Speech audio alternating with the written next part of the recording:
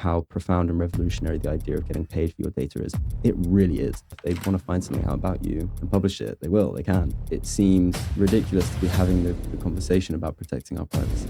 But like, that's the definition of being a private individual. Google owns Fitbit. Yeah. And they're tracking everything. Right? Yeah, exactly. I never actually thought it was possible to be paid for your data before I met you. In the early days, like, we're not going to make people millionaires for their data. I think it would be kind of disingenuous to launch an app saying that's what we're going to do. We're not going to be able to do that straight away. What we can do in the early days is give you a ton of control of your data, like see it all in one place. You can set those preferences. And even as we were talking about earlier, you can start making better, more informed decisions as a consumer, maybe over who you don't want to have your data. Okay, maybe there's a company accessing that you don't in any way agree with their morals. Okay, and maybe they're a company that you can't put out of business overnight, but you can certainly take your data out of their database. Wow. So today's podcast was with young entrepreneur Charlie Gale, an absolutely fantastic bloke who's so passionate about data. And because of that, he's part of what I think is this revolutionary movement called Data Union, which is essentially giving data back to the people. You should check out his new app called the Data Union Café. Yeah. We talked about the important topics of data, how it's collected, how it's used, how politicians, governments are using it to affect society. And we touched on privacy and recent letters of Mark Zuckerberg, what's Elon Musk doing with X, the arrest of CEO of Telegram, Pavel, and Edward Snowden. And we talked about so much more. It was a great podcast. Hope you enjoy. If you're liking the content, if you want to support, like, and subscribe, we really appreciate it. And this was a good one. I hope you enjoy.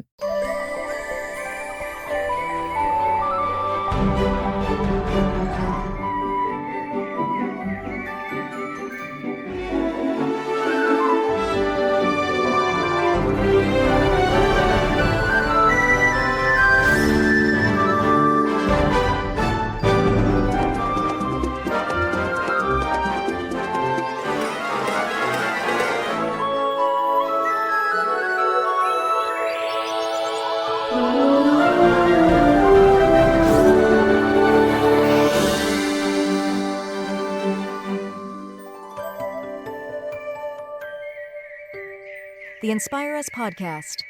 Because data is such a huge issue as we were talking about it. Yeah. And you're actually working on basically data. You're working on an app. That's but right, yeah. What does it do? Like, what's the aim of it? So essentially what we're building, so I started a company called the Data Union Café. As the name suggests, we're building an application which is called a data union. Okay, so it's a new type of organization that's emerging to tackle the data problem. And essentially a data union is any kind of application or organization that will organize a group of people's data together in a way that they can control it themselves. So mostly the internet already works like that. So what makes Google really valuable isn't just the way Google administered the platform. It is all the kind of dynamic content between bloggers, businesses, digital marketers, and us, like, interacting with it, that makes it so useful. That's why you can access all the different information. It's kind of crowdsourced, right? The trouble is that all the value of the data behind those platforms is kind of capitalized on by third parties. And increasingly, data is becoming a very valuable resource. It's becoming, it's worth more than oil, for example. It's also very, very important in terms of politics. We can get into that, how it's affecting our politics, how these platforms are run and configured and things like that. And so a lot of our daily lives are starting to be affected by data, which is coming from us, but we have no like economic or political bargaining power around it. So data unions are these new kinds of organizations which, you know, in a simple definition, they're aiming to replace these types of platforms, but by paying the users directly for the data. But they can also be kind of lots of other applications of how you might think a group of people would share data. So it could happen between jobs, for example, like more professional data. So industries all sharing data together because it makes more sense if they're not in direct competition to like share insights within an industry. So is your app essentially like a data union in itself? Yeah. So how I would describe our app is it's really kind of like online banking, but for your data. Okay. So just like how you can download a bank these days via an app and import all your financial data, be it whether it's Barclays, HSBC, or anything like that, you can download our app and you'll be able to sign into your Google account, your LinkedIn account, your Facebook account, and it will import all that data into one central location. And then from there, you'll have some central privacy controls, and further down the line, you'll be able to make money off it directly yourself. So you'd see exactly where and what your data is being used for. Yeah, pretty much. So in the case, I mean, there's lots of different types of data. Many people don't understand, what this data is doing or whatever. So for example, if you use a VPN, you might be a little bit aware of what an IP address is. Every time you sign onto the internet, you got a little address of where and what kind of device you accessed it from. But if you were to look at an IP address, most people wouldn't be able to dissect what the hell that means. But you have the legal right to request all that data from Google, but they'd send it to you in all this kind of strange format. You wouldn't know what to do with it. So we're in this kind of place as like an everyday consumer where I'm aware that this data is being used to track me. Somehow it's being used to kind of exploit me in some sort of way, maybe my kids, my family. But I have absolutely no tools to understand how this works. So you wouldn't see a bunch of IP addresses. For example, in our app, you'd see a history of all your locations. And you say, damn, okay, I remember going to that address. But it's strange to think that Google knew that too. Okay. Be it whatever the platform is, we'll hopefully be able to show you in a more easy to understand way. So hopefully it'll give people a little bit of sense of control, that they can see that data in front of them. And then from there, they can see or set some preferences. So some universal privacy controls. But are you able to control that? Like, are you able to have that control where these big Google won't be able to get that information? Look, I mean, you actually have a remarkable amount of rights. So the EU has really been pushing since what's called the General Data Protection Act, I think around 2015, 2016. They've been really pushing to respect that people's data or insights about your personal information, insights about you, are your property. So you have property rights about them. So you could actually go to, and it doesn't have to be big tech, it could be a loyalty card program, it could be the supermarket. You could go up to any employee of a supermarket, let's say Sainsbury's, and say, I would like you to send me all of my data. And they have to respect that that's your property. Right. Wow. It could be a cashier. Now, they may not be able to, the cashier instantly hack into the mainframe and send it to you. But they would have to escalate that. They take down your name, they take down your email address, and within a month, they would have to respond to that. Now, obviously, these businesses, they put a lot of more, let's say, difficult interfaces in the middle of that to make it slightly difficult. And we know, just because we've done the research, how simple it can be. It can be literally as simple as just sending an email to their data protection officer. Every company will have a registered data protection officer, and they'll have to respond to that within 1 month. The trouble is that it will come in what's called JSON file format. And most people don't know how to read that kind of code. It's like a JavaScript code. So what our app will do is, look, all you do is tell us where your data is, and you select, let's say, the loyalty card programs you're a member of, sign into your different big tech accounts, and we'll just do the rest. It will just get automated. Okay, Nice. it's really cool. So all you have to do is sign what's called an authorization document. So that makes us your representative in the data market. You need to kind of just like joining a bank, you have to verify your ID to make sure it's your data you're requesting. So that's why I think the parallel between what we're providing is really similar to online banking. So people are pretty well conditioned now to download a bank onto an app, onto their mobile phone, but they expect to have to prove their ID to scan a picture of their face and prove their address and things like that. Once we've verified who you are and you've signed an authorization doc, it's just super easy. You can just choose a business and we'll import the data. I think that's really good because, as you said, now data is more valuable than money, and all these companies are collecting our data, but where's our piece of the pie? So it's like, I wish I could sell my data, all these people, and I get a check. Yeah. So this is a little bit nice way to kind of, I guess, have a piece of that. Yeah. Right? Yeah, I think you got to be cautious, especially in the early days of this industry, of saying how much you're actually going to make from your data. For example, I've heard some platforms, they really advertise how much money Google makes from your data. So on average, I think it's estimated, it's difficult to estimate, but it's estimated that about kind of £30 a month or £35 a month that Google will make from your data. So for example, you can get to that estimation by how they might value a company before they acquire it. So let's just make up an example. Google is going to acquire a fitness franchise. Okay, let's say like Pure Gym or something like that. Now they know that the gym business is one thing, but all the data that they have on these people when they go to the gym, let's say they sign into the machines and stuff like that, that becomes quite a valuable acquisition for Google, because they know with the Fitbit data that they have, because Google owns Fitbit, how much they can monetize that data from. So they will value that data within that company, Well, within Google their own ecosystem. Fitbit, Yeah. Wow. and they're Yeah. tracking everything. Yeah, That's crazy. exactly. So they might say, okay, you've got like, 100,000 people in this gym franchise. We know that data is super valuable, so we'll agree to buy it for that much. You can get to a sort of idea of how much they value data. The trouble is that that's how much your data is worth within Google. Like, just because you create a browser, let's say, doesn't necessarily mean that, the first 100,000 people using that browser are going to be able to monetize their data in the same way. And that's because Google really functions more for the digital marketers. And it's important not to demonize the digital marketers, like these people who run businesses, they're business owners and things like that. And they find it as hard to leave the Google platform as we do, right? So yeah, there's going to be different ways and different takes on how we're going to monetize our data in data unions, and we can get into that and how we're doing it. But to begin with, it's about control. It's about, first of all, let's get it in an account where you can see it, you can understand it, you can protect your kids' privacy a little bit better, see what's happening on these social media sites and whatnot. Okay, that's quite interesting.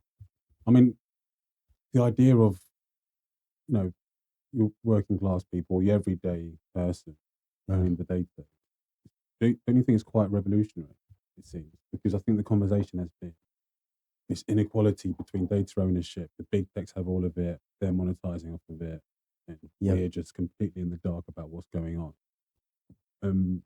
But on that note, I was thinking, I know we're in the early stages. What would be some of the ways people could monetize off of their data? Is it just selling it to these third parties instead of the big tech corporations? Is that where it lies? Well, I want to get into the revolutionary aspect of it because it's fascinating, right? But I was recently talking to a colleague who runs a different data union called Rodeo.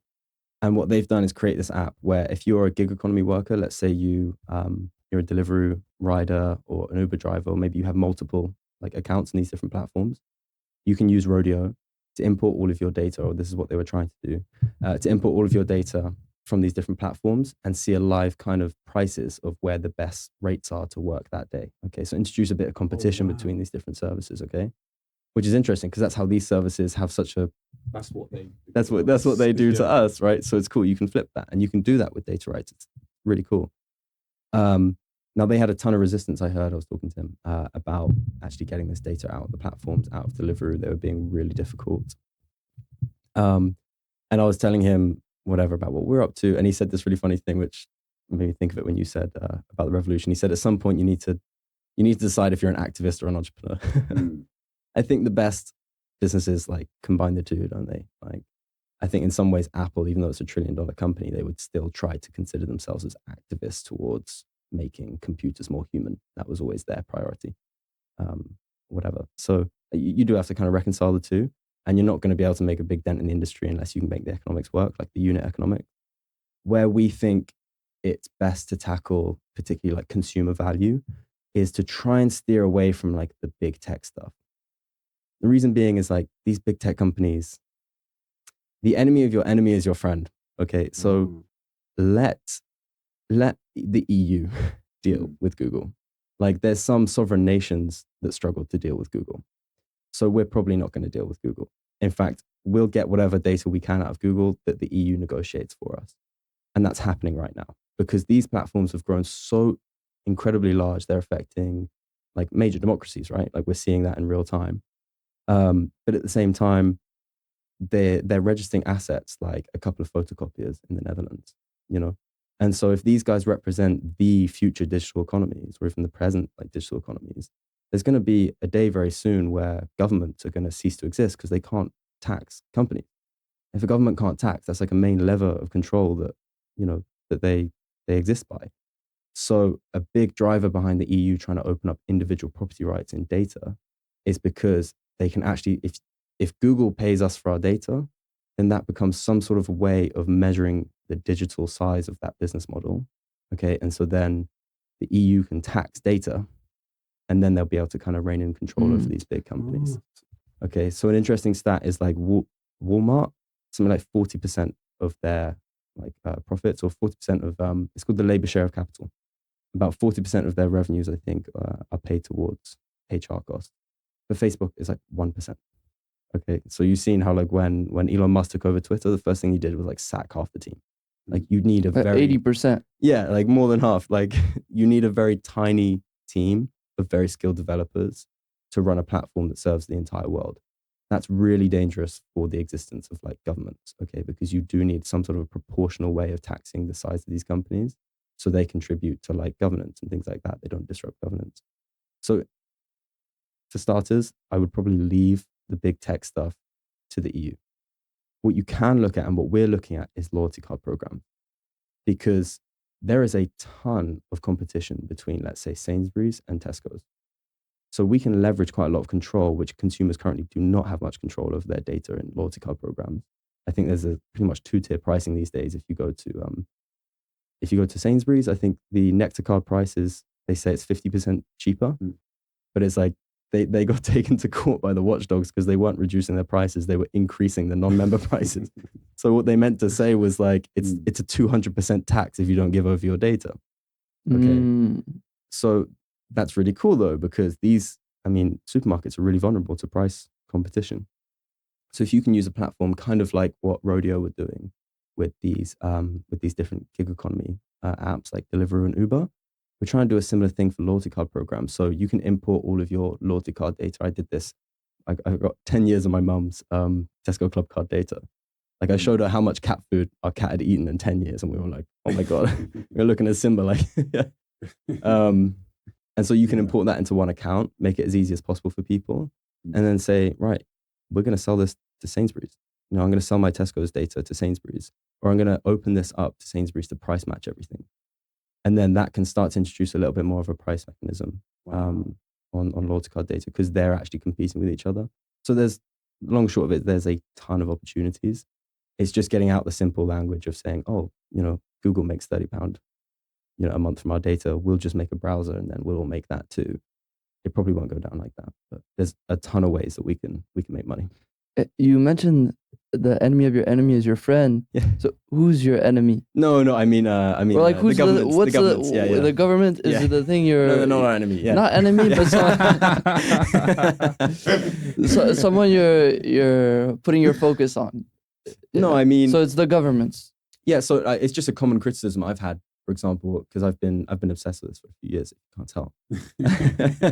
And a lot of people are saying, look, do you not think you're like slightly idealistic to think that you can take down big tech? Okay, well, that's what my parents say. Like, you're being kind of idealistic. But I don't think you have to worry about that, because it's not it's an existential crisis for the EU. Okay, they really, really need to figure out a way to digitalize their modes of like governance, and a key mode of governance is collecting taxes. I'll give you an example. So I think this kind of there was something else in the news cycle when this was going down, but I thought it was a huge story that was just nowhere to be seen of or heard of. And Facebook, in anticipation of these new regulations from the EU, they've been trying to prepare like a paid like premium subscription to Facebook where you can have a zero ad experience. And then you just sort of, whatever, you pay a subscription. Now, the trouble is that the EU is saying that's totally illegal. Like that, it goes against your basic human right for privacy. What, to have a zero ad subscription? Yeah, because the message you're sending there, and as you said, to like in terms of inequality, in terms of people who are poorer or whatever, is you're saying that privacy is a luxury. Privacy is something that you have to pay for. It's not. It's a human right. That's the reason why privacy is, and your right to dignity and all these different rights, they're things that are given to us as humans. They're not a luxury. And so if you introduce a subscription service, there's nothing to say that price may not like slowly creep up and creep up and creep up. And then you'll find that anyone who isn't, paying for, let's say, £20 for, let's say, like, £10 for Google, £10 for Facebook, £10 for all these different services. Some people can't afford like whatever, 50 to £60 a month, in order to But have who's no to ads. who's to say that? Because paying subscription for no ads, but who's to say you're not seeing ads, but who's to say they're not taking your data anyways? Yeah. Right. Yeah, and then selling it in a different way. But Yeah. there's also a problem that's, we're talking about Europe, the European Union, is that like the data centers are all in America, right? Yeah. The Amazon, the Google. Kind of, yeah. A lot of them are in Ireland. Oh, is it? Yeah. Okay. So one of the laws that one of the parts of GDPR that came out was that your data has to stay in Europe. Basically, if you're a European citizen, so for example, Facebook, they do have to store our data in Europe if whatever. I think we still count under GDPR regulations after Brexit. So a lot of those end up being built in Ireland. Coming back to what we were talking about maybe before we went on air, is like, if the CIA or NSA wanted to get hold of your data, they'd just take it. There's no whatever. So again, when you're talking about these huge companies like big tech, it's just a lot more interesting to see the politics between those and governments, because there is some people are starting to get concerned in America, for example, that if they don't start looking at like a federal policy on data, because California has good data rights, very similar to GDPR, but other states don't. They don't have a federal policy on it just yet. It's going to get difficult if the EU starts making a lot of very forward-thinking regulations.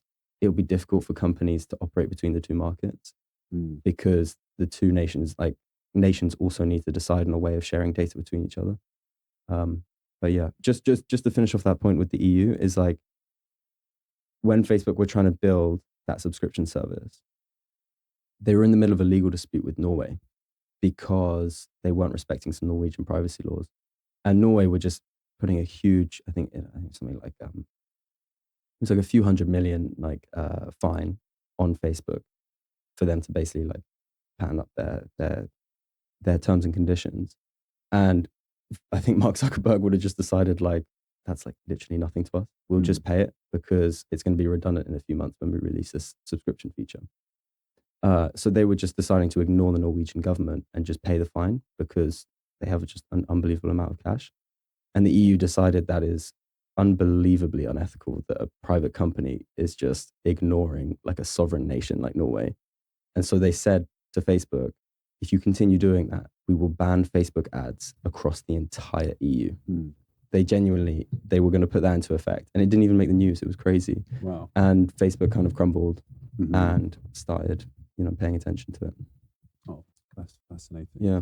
It's interesting, this battle between governments and big tech. Yeah. Where do you feel like it's heading? Uh, It's a tough question.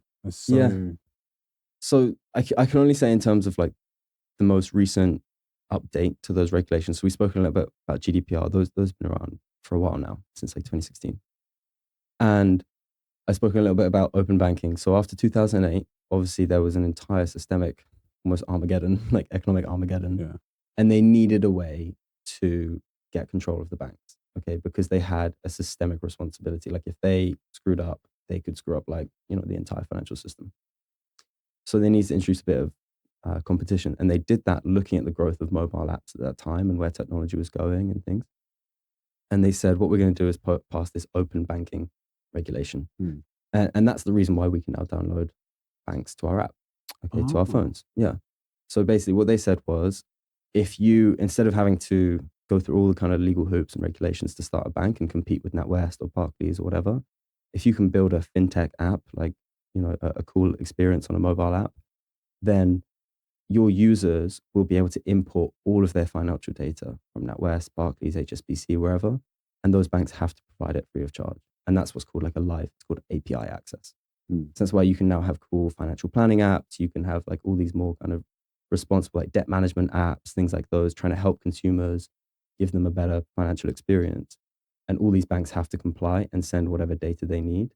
And that was called open banking regulation. That's why we have like Revolut. That's why we have Monzo and things like that. We have more choice in the market, which wouldn't have happened so quick.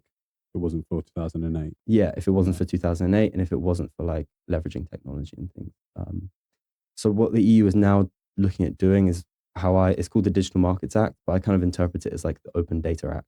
So our users will be able to, or at least in the EU, they'll be able to sign into their Google account, their Facebook account, Apple account, which else? Microsoft, so LinkedIn and TikTok and Amazon. So the big six. And they will have to basically import all of your data in real time. So that's massive. So data unions in Europe are going to have this huge market of data to now start building alternative interfaces, doing more interesting stuff. And then, I'm part of a industry body in the UK, which is just fighting to get that access also given to UK citizens as well, because of Brexit. Yeah. And so this big six, what data is collected? Like, how is it collected, and how are they using that data? Um, you got to consider like if when you go on something like Facebook, you see an interface into like you see socialization. You see when you go into LinkedIn, you see networking. Okay, these things are considered, or these things are very heavily considered. These features before they're launched. I think there comes a point where a savvy businessman who's starting up one of these companies would see that as just a form that you're filling out with personal data. Okay, so partially they want you to interact in a certain way that's going to help you engage with other users more, because that's what keeps them dynamic and things like that. So you could say, Facebook or Facebook Marketplace wants you to be able to list all different kinds of products and whatever. But that's all kind of masked in a way that we're actually just giving away our data. So a really good example is capture. So when you try and get into a Sorry, website. what's capture? Capture is like whenever you try and get onto a website, you have to prove you're not a robot. Oh, yeah. the little game you play. Well, Yeah. or even sometimes you just tick a box. Yeah. And it just checks. And apparently, what it does is that when you tick that box, you agree that it checks all of your previous history that you were browsing, something like that. Takes your cookies, probably. Yeah. Oh, one question. Yeah. Do you accept the cookies or not? No, I typically don't. These days, I've got into a good like muscle memory habit. Yeah. I was like, no, accept like confirm choices, Yeah. and it seems to be. It's so much easier. It's also the button is always in blue, and it looks more attractive to say accept all. I was like, no, confirm choices. Sorry to interrupt you. Yeah, I worry about that too, but even I don't know. I'm a bit paranoid, and I think sometimes even in me rejecting, when it says, "Do you accept cookies?" I still feel like my data is still being abstracted. Yeah. Is there some truth to that, or does that generally saying reject, clicking on reject, means none of your data can be abstracted by these companies or websites? And what are cookies, anyways? Okay, so cookies are like these little bits of code which are just tracking your history throughout sites. Okay, so cookies are a way for it's really important here, I think, not to demonize publishers. So in the digital marketing ecosystem, you have audiences and you have publishers. So if someone takes a significant time out of their day to share their expertise on whatever microphones, maybe they're writing a blog about what the best microphone is for a startup podcast. Okay, you took a lot of value from that, and they should be paid for that. Okay, because they're sharing information. That's what makes Google and the internet really valuable for everyone. Okay, now they may have some links on there, which is like linking to affiliate microphone companies, but they may have like an ad box there which is connected to Google Ad Market. And let's say you've gone through a few different blogs looking for microphones, your cookies will show, okay, we know what they're looking for. And in one of these websites, there's going to be an advert appearing for microphones. And it may even be the microphone that you spent the most time looking at on the previous article. Okay. And that just basically means that people are being shown relevant ads. People end up getting matched with companies who also maybe shouldn't be demonized. Like, I think Mark Zuckerberg does have a point when he said people get pissed off when we show them ads. Okay. But they get really pissed off when we show them irrelevant ads. Yeah. So cookies are just this kind of way to like track your progress, like your session, basically what you've done in that whole session. It's interesting that you're talking about cookies because the EU has been trying to, like, third-party cookies have been really demonized. And Google kind of controversially have been saying that they're going to do away with third-party cookies. And so that's put the whole kind of digital marketing and ad buying kind of industry into a bit of a headspin about how they're going to be able to reach consumers, what that's going to do to their livelihood and things like that. And it's probably also going to affect businesses in a big way. It's kind of cheeky because Google, all the data you give to Google is not third-party data, it's first-party data. So when Google says we're going to get rid of all these different companies that provide different ways of tracking users across Google, what they're essentially saying is that there's only going to be one company left, and that will be Google. And so they just sealed like a massive monopoly position, which is crazy, right? So they've then had to roll back on that a lot, and it's now a big current debate about how Google are going to manage the third-party cookies, because it's something that gets dressed up as something, okay, that's very privacy focused, well done Google, but in actual fact they just massively sealed their own market position. That's crazy. Yeah. But I think what's important to understand is why is data so valuable, right?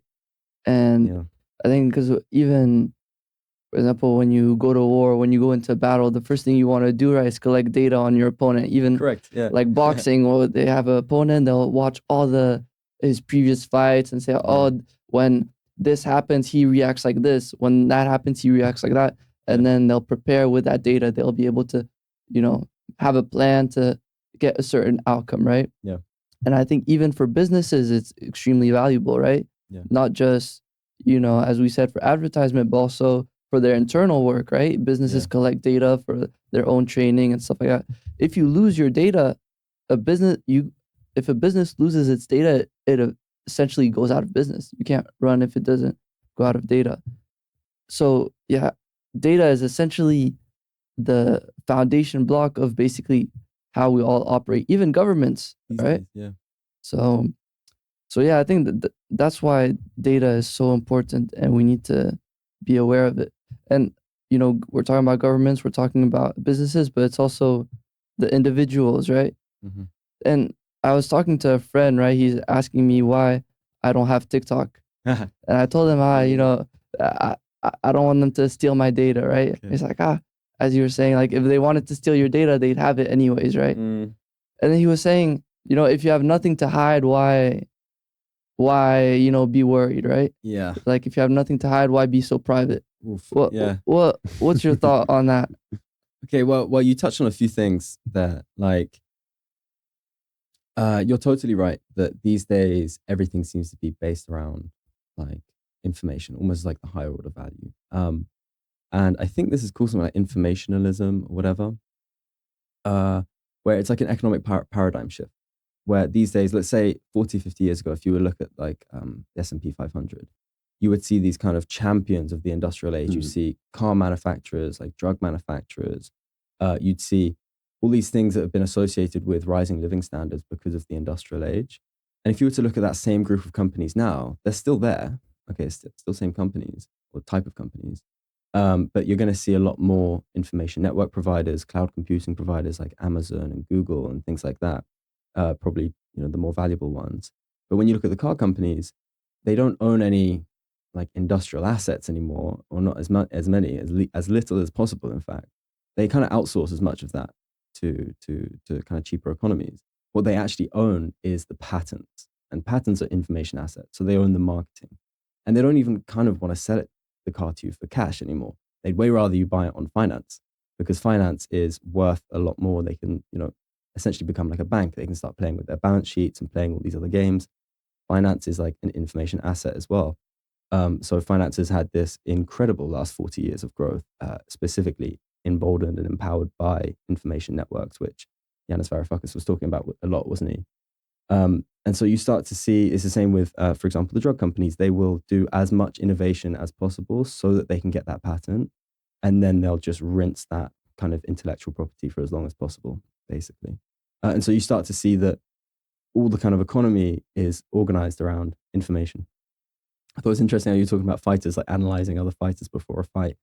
What you're talking about there is behavioral insights. You literally described behavioral insights. Okay, how does someone react when you throw them a curveball?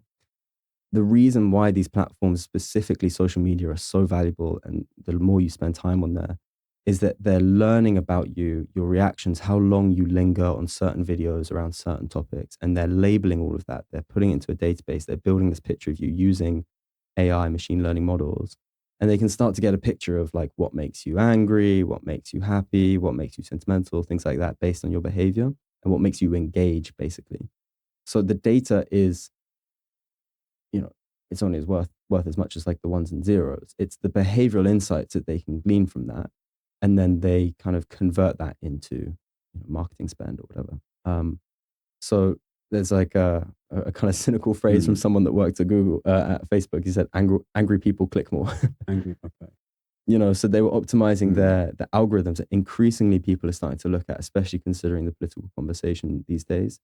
We're trying to look at the role that an algorithm actually plays in guiding the outcomes of a conversation online around a certain topic. So you've got some people who are pro, perhaps some people who are anti, but then you've got this third party there who are mediating, how these people are talking to each other and things like that. And that's increasingly becoming the most relevant aspect of the political discussion, how outraged people are by this, conversation. So I think, imagine if we were having a debate, one of us, and we asked, Alex to adjudicate. I think at some point the audience would get quite frustrated if Alex was really trying to get us angry at each other, right? You would want, at least for you to, it would be entertaining maybe. Maybe people would click more. but at some point you would start paying attention to the adjudicator of these conversations and say, are these guys just like optimizing the disagreement here, or are we actually trying to arrive at some sort of a conclusion?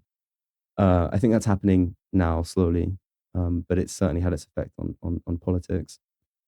As for, if you've got anything to hide, I think we were talking a little bit before we went on air, like, if you want to talk about privacy in the practical sense, forget about it. Forget about it. It's gone.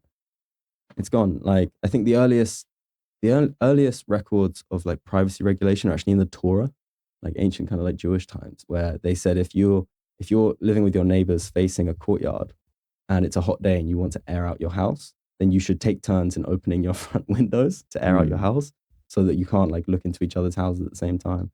And they reckon, anyway, random story, but they think that's like one of the earliest kind of privacy regulations. Oh, wow.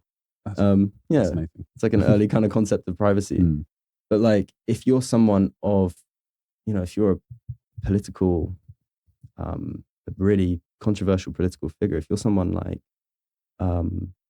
Donald Trump or Edward Snowden or one of these figures, like, I think, forget about it. Like, the government or whoever, now probably private intelligence services as well, if they want to find something out about you and publish it, they can. So in practical senses, I don't think joining a data union is actually going to solve that. You probably have your privacy in your anonymity, right? But it's a lot more about whether we have privacy as a political, economic concept still, okay? And you kind of touched on this when you were talking about how profound and revolutionary the idea of getting paid for your data is. It really is. Like, there's the more practical entrepreneurial side of this business, getting people, a bit better deals in supermarkets, giving people control, things like that, pushing out features. I can't wait for all of that. But at the same time, it's so unbelievably profound when you consider data as labor, perhaps. It's kind of like we're doing a digital labor movement, okay? And if you look at a lot of the kind of challenges that we have in our society right now, we've kind of already been through it, okay? And Yanis Varoufakis touches on this when he's talking about the kind of economic situation we live in right now is closer to techno-feudalism. It's not like a capitalist society that we live in anymore. We live in something closer to techno-feudalism, where everybody kind of works in these platforms that own huge chunks of the land, the digital land, and we kind of get what they give us, but whatever, like, we don't get paid a wage for the work that we do there. In the early days of the Industrial Revolution, we got out the kind of feudal times, but for the first 40 years, there wasn't that much increase in wages, okay? And there wasn't actually that much increase in national productivity levels. It was only after the labor movement, which actually negotiated the national minimum wage and negotiated the middle class, that you start to get these like continuous process of innovation. You get this massive, a completely novel thing for society is called like a stable property owning middle class. Massive market to sell to. It was like hugely beneficial for economies, really like great for productivity. And we kind of have this concept of trade unions these days of how they were in the twilight of the industrial age, when they were defending territory in the 80s and deindustrialization and things like that. But if you look at how they functioned in the early days, they totally transformed the economy. And so trade unions and collective bargaining are pretty much the only aspect of the economy that hasn't yet been digitalized. So this seems not inevitable, but let's say necessary. Necessary. It's super necessary. Yeah. I think the idea, it's like data syndicalism. You're giving data is going back to the people, and it's honestly so exciting to see this happen in real time, and you being such a big part of it. How does it feel? How does it feel to be part of this movement? Hey man, like it's been really cool to join this industry body of other data unions and talk to different people. The feeling is very much that, the real enemies are enemies, whatever. Yeah, but like, the real people that we're trying to disrupt is the big tech companies. So there's a really good spirit right now of like an industry trade body where we're all helping each other petition regulators and make sure that even though we have these regulations which are enabling us to request data for our members, unfortunately a lot of these companies are just kind of ignoring them, just thinking these guys are going to run out of funding before or whatever, or we'll just deal with this in court because we've got more money than them. But there's a really nice collective spirit about that. So a guy called Tom Fish is heading up that. I think he used to work in the CMA, I believe. And it's called Code, this kind of industry body that we're all contributing to. And so it's been really great to touch base and network with other people and all the different kind of ways that you can take this concept of paying people directly for their data, like with Rodeo, helping gig economy workers. It doesn't really touch on what we're doing. It's just fascinating to see and hear how they're doing it and how we can help. And we're sharing kind of secrets about what we're doing, what our tech stack is looking at, how we're trying to get around or how we interpret the regulations and things like that. And yeah, so it's an exciting time to be like right on the precipice of this new industry. It certainly feels like the EU wants it to work, and they have every incentive to make it work. And the public seem to really want companies like this. It's something I think in the back of everyone's head. The data problem has been, it's been freaking us out kind of a little bit. It's something we don't understand, but we know it's getting more and more important. How do I solve this problem? It would be an absolute pleasure to be involved in helping people actually get their head around it and take it a little bit of control. Have you always been, I mean, you said you've been fascinated with data, but data is quite this new thing. Yeah. Have you always been fascinated with data, and how did you get into it? And how has your view on data, because now that you're deep into it, I think you have a more deep insight than, the average person. Maybe. And so how has your view on data also evolved? Interesting. So the first question, I was not very technologically inclined at all growing up. Although I used to worship Apple. I loved watching the keynote speeches and things like that. I loved and really definitely recognized what was happening in the last 15 years of technology. We are so lucky to have lived the history that we have in the last 15 years, I think. It's stunning if you think what the early days of, phones or iPods and things look like, considering what we take for granted now, like just GPS and being able to video call someone while you're walking through London. That used to be in movies. Yeah, you're right. We just take it for granted. It's crazy. I think as well, the kind of culture and things that happen on social media, we were, I suppose, one of the first generations to do the majority of our adolescence on social media. We were right? the first generation. The first generation, right? Yeah. So I lived, in my family, we liked to debate and stuff around the dinner table. And so my dad, being a good dad, was always saying look, kids, you should not be giving away all your data to these companies. You guys have such a strange concept of privacy compared to our generation. And he's, right. And has certainly aged well as advised. But at the same time, the kind of things that we were talking about, the kind of conversations we were having, I would say to Dad, well, did you know that there was no weapons of mass destruction found when we invaded Iraq, and Saddam Hussein probably didn't have weapons of mass destruction, and that was perhaps a distortion of mass media in order to create what's now been considered an illegal war. Or the other things I think my dad thinks if you even smell cannabis that you'll either get schizophrenia or become socialist. Yeah. Whatever. So Yeah. it's not about any one of those issues. I don't really care. I think our concept of how we engage with information, we're very informed for our age at least. And so I really recognized and enjoyed the kind of culture that's being built around freedom of information. Okay. The trouble was that it's kind of an uncomfortable thought to think that as powerful as these information systems are, that there should just be one company that has a monopoly on all of that data.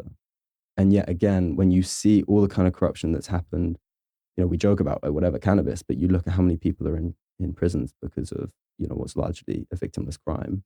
And science is now saying is nowhere near as dangerous as they were saying it was. You look at how many people have died in Iraq, those were things that the governments did, and they massively took advantage of their control over information networks and propaganda to kind of, Noam Chomsky would say, manufacture consent, right? And our parents lived through that generation. Okay, they took a lot for granted about what the government was telling them, and a lot of that hasn't aged well on social media, on the internet, as we're all talking to each other, right? So the concept of having a purely government monopoly on data is terrifying. But equally, it's pretty unsustainable with these companies. So I was always kind of thinking and mulling over, why isn't there a third way? Like, why isn't there a kind of intermediary service between the two, some sort of a fiduciary duty where I can just put all my data there and then let them kind of mediate? I thought, whatever, I don't know anywhere near enough about technology to make that work. But it was, I think, just before the pandemic that I came across the data union industry and the just unbelievable amount of open source software, a lot of blockchain projects working on exactly that problem. Luckily had a chance to kind of, on my year abroad, just go deep and deep like into the issue. Wrote my dissertation on it, got involved in the university incubator as well. And kind of, now taught myself to program, and now we're just doing it pretty much because it actually seems like something that's quite attainable, that we will have this third way. We'll have like intermediary organizations that have a fiduciary duty to you and your data. And then you don't have to worry, about all the technical stuff. Well, that's very interesting. How do we ensure the integrity of these intermediary companies? Okay, so the EU is saying that if you want to register as like a data intermediary or a data union, that will come with it with certain rights. Like you can request data on people's behalf, you get access to these APIs, you can request data from these companies, but you will also have a fiduciary duty. So if you run a company, for example, and you do things that are against your shareholders' interest, you can get taken to court because you have a fiduciary duty to your shareholders. Doesn't matter what you're doing. It could be ethical or unethical. In fact, there's plenty of businesses doing unethical stuff that make money for their shareholders. Okay, it's because of this concept of fiduciary duty. Likewise, like a lawyer doesn't necessarily care if you're innocent or guilty. Like we all buy into an idea of having a judiciary system where a lawyer has a fiduciary duty to try and represent you. Like we all buy into that system. Largely, maybe not so much recently, but largely kind of hospitals are respected in wars and things like that. Like a doctor will treat anyone, or should they take like an oath about values like that. So I think having a data union should and does, I think in terms of regulation, comes hand in hand with that fiduciary duty. So we have to maximize your value. If you want to monetize it, we'll get the best deals for you. If you want to keep it private, it's off bounds. And if we go against that, then we may well lose our rights to operate as a data union. Still very early days about how the EU is going to enforce all these things and whatever, but hopefully that's the way the industry should go. Yeah. And to your dad's point, I think, where he said that, you kids got too used to giving away your data and times have changed. But I think it's true. We have normalized giving away our data. It wasn't always like this, Like I know our parents would, not give away anything. And why do you want this information? And even Mark Zuckerberg in 2004, this is something that was leaked. Maybe you've heard about this. Like he was asked how he got these emails, addresses, pictures of so many people, using Facebook. And then Mark Zuckerberg replied, people just submitted it. I don't know why. They trust me, dumb fucks. This is what he said, Well, I think I think it's hard because when social media first came out, we were so disillusioned. We were just obsessed with the glitz and glamour of Facebook and Twitter. No one actually stopped to think for a second about the implications of uploading this and providing this information. And I think no one knew at the time that data was valuable, and no one could have predicted that data would be more valuable than oil. It's crazy, isn't it? It's honestly so fascinating. It's crazy. And when you look at what's called like the labor share of capital, I think it's either labor share of capital or labor share of income. And like how tiny like the HR overheads are for these companies. The only other industry that compares to that is extractive industries like oil companies, which is wild. But what would you guys consider is let's say worse for you? Is it privacy? Is it the politics, like how the data economy is influencing politics?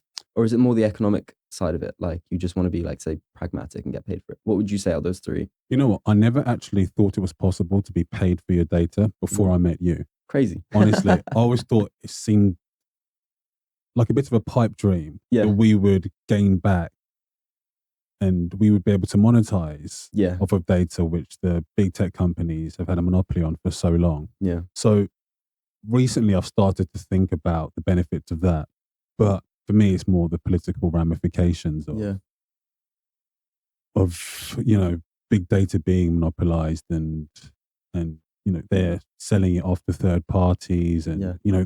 you hear about Russian Gate, how they impacted the 2016 presidential election campaign in the US and what it did to the Brexit referendum. Yeah. And that does worry me, because it's essentially debilitating our democracy. And we keep on having conversations about it, but it's sort of this elephant in the room, and it just gets worse and worse. And we're seeing it impact our democracy increasingly. Even, did you not see Zuckerberg's letter Mm-hmm. with, what was it? It was about censorship during the Biden administration. COVID-19, I think, wasn't it? And also the Hunter Biden story. That's crazy. They try to dismiss Hunter Biden having links and connections and being paid by this state-owned Ukrainian oil and gas company, which is absurd. And that would clearly impact, or at least the people voting, they have a right to know this information. And the fact that it was disclosed and it was prevented from being relayed to the public, I think it's absurd. And where are we going with this?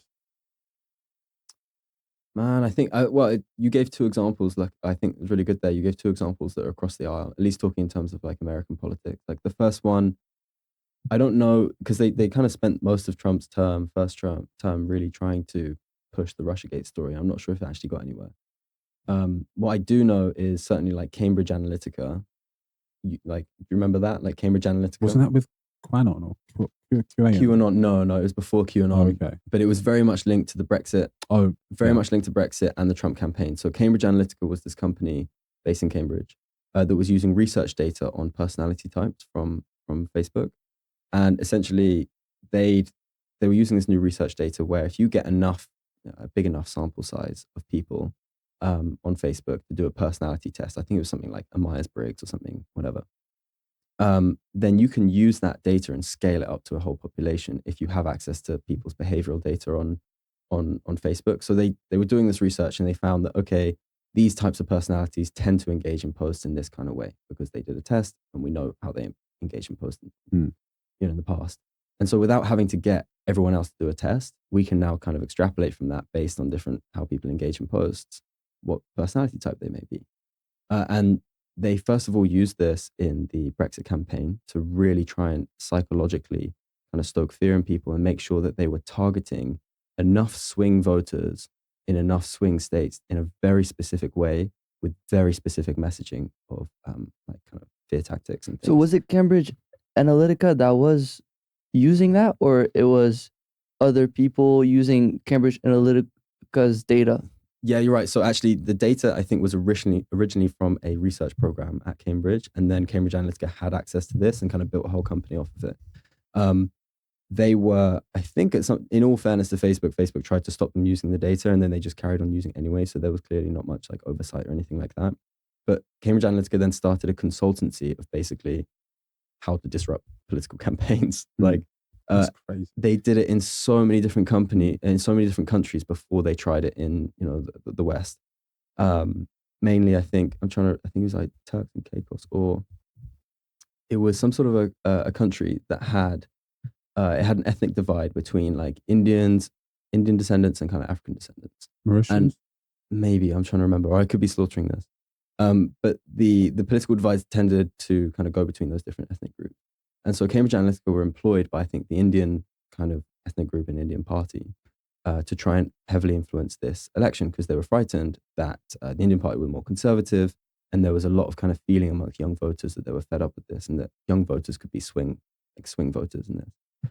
And so they devised this campaign, which was, I think they called it like Say So, which in the local language meant like don't vote. And they were kind of organize this kind of like rebellious teen spirit to not vote out of protest of like the options and things like that. And they heavily targeted these kids, but they did that knowing that the Indian families would just make their kids vote. Basically, they took this bet, and they were using all kinds of personality types to kind of inform this. And in the end, they actually ended up putting in a government that was deliberately trying to stop young people vote. And like when you look at the story, it's so wrong on so many levels. And it was just like basically some blokes in London and Cambridge kind of orchestrating this, and they did the same thing all across like many different developing countries before they took the bite and tried to test it in the UK, because no one really expected like Brexit to happen. People didn't expect that to actually happen. I don't think even the people voting for it expected it to happen. It was Some of my shocking. friends, The morning when it was announced, It was we're like, leaving the EU. Everyone looked around at each other like, wow. wow. Yeah, people were almost shocked, taken by surprise that this Yeah. event had occurred. But how much of that do you think was because of Cambridge Analytica? Do you think, or is it hard to say? Man, it's so hard to say, because we've since that time we've lived like 15 years of politics. If you were to ask me what my views on Donald Trump and a lot of things that he stood for in 2016, I'd probably have a way different opinion than I do now. I think a lot of people do. I think enough people have seen a lot of corruption to the same degree from Democrats now. That's why I think it's good that you gave two examples there, like the Hunter Biden example and how Cambridge Analytica was used in the Trump campaign, using kind of these strange tactics.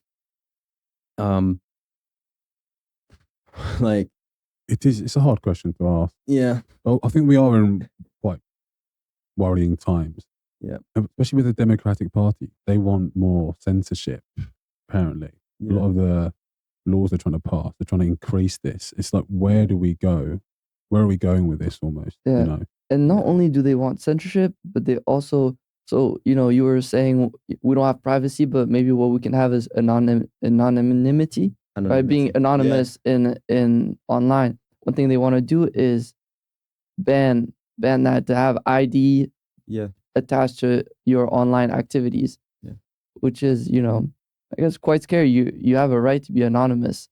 You have a right to be, what we're doing in this room could be anonymous if we didn't have all this stuff recording, This is so interesting. So if you want to get there's plenty of examples where as a society we've accepted that if you want to function in real life, like hardcore real life society, get a job, buy a house, purchase products, get a finance on your car or something like that, you do need like an address, you do need a passport, and those are typically verified and issued by a government.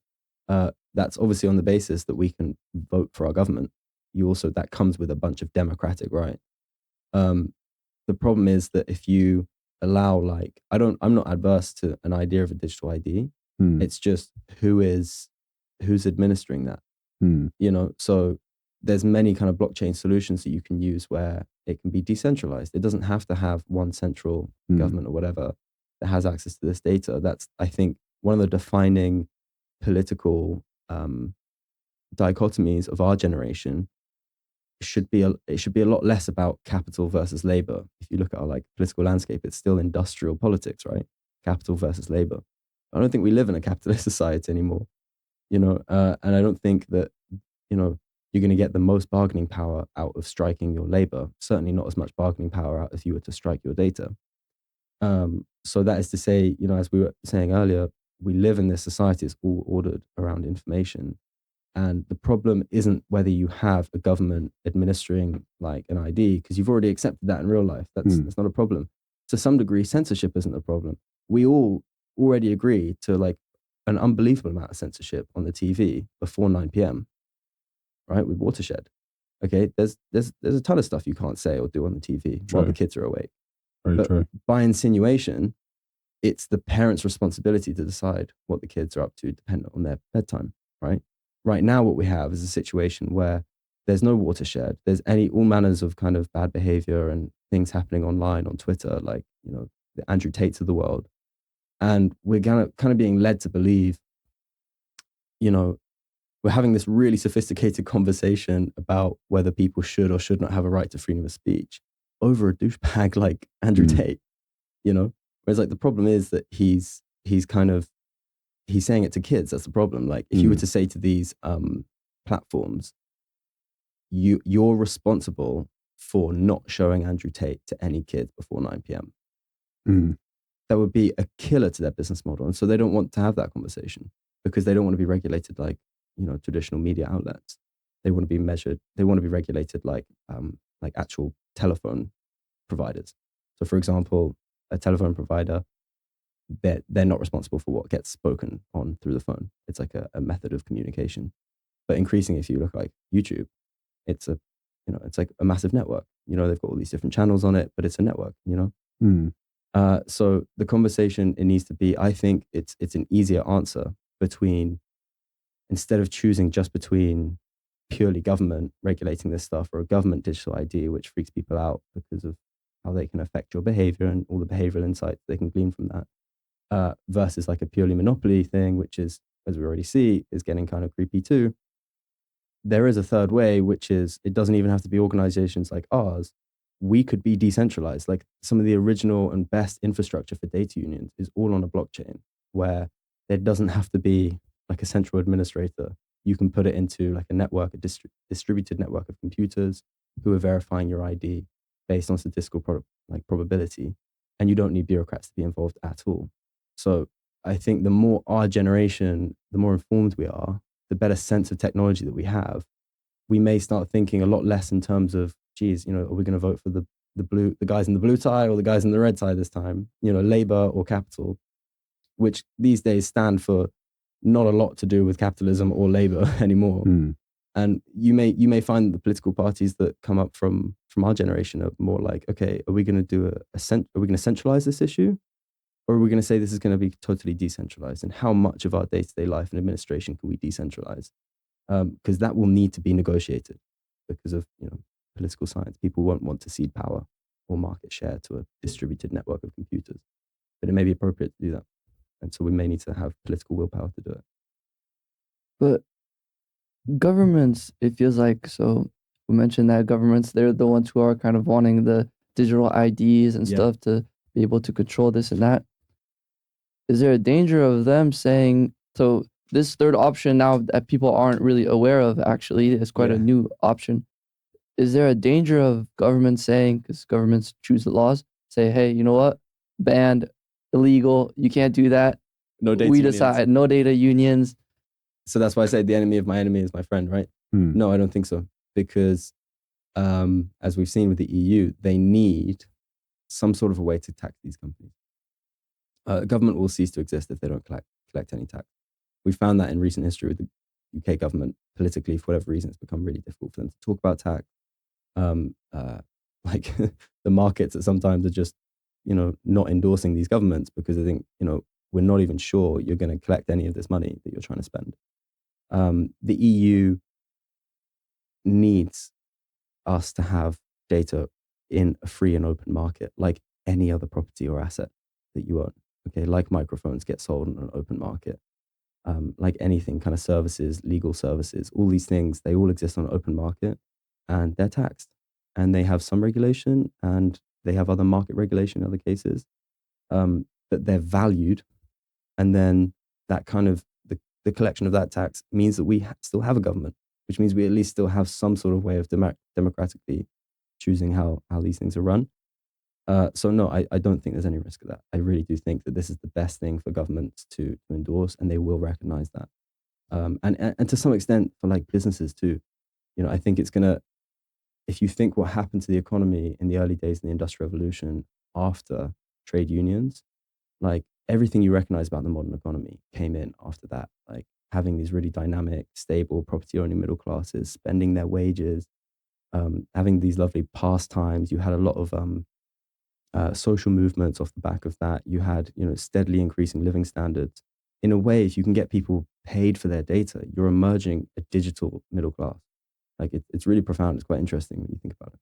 And I think that's what's so encouraging about data unions. I didn't actually know we had these massive legislative bodies on our side. I didn't know governments were pushing for it, well, would be pushing for it. Yeah. And I think that's critical in this. Yeah, and they're not playing around. On the topic of, we're talking about the ramifications of data and politics. Yeah. I wanted to ask you, because you're a lot more immersed in the world of data and whatnot. Are there any ways, or is there anything emerging that will combat fake news, let's say? Is there anything trying to counteract this that you know of? Yeah, I mean, there's a few companies that do it. I can't remember off the top of my head, but there are a few companies that use AI and things like that to try to track like what is and is not misinformation. Again, it just gets really political, doesn't it? Because I think we're going to have at some point, and I don't know if it will be data unions like mine that will tackle this, or whether it will be more an initiative from trade unions, or some more kind of politically inclined data union. You know, like my friend said, you've got to choose between being an activist and entrepreneur. But certainly, it's going to be really interesting to start talking about this stuff online. At least we can start talking about it majorly. Is these new politics of information. So one person's misinformation is another person's disinformation. You know, some people, they're constantly arguing about what is freedom of speech and what is hate speech. You know, did that person break the law when they said that, or were you just offended? But then also, like, there's lots of stuff you can't just go up and say to people on the street. Okay, we don't have total freedom, absolute freedom of speech. Okay. Yeah. So yeah, there are organizations that are going out and trying to help governments to like combat fake news. The thing that an economic data union like ourselves, and what we really should, how we can help with this problem, is it's this concept of provenance. Okay. So you have to bear with me here, because it's like, it's really interesting, but it's kind of like a computer science We're like with topic. you. We're Yeah. with you. Go on.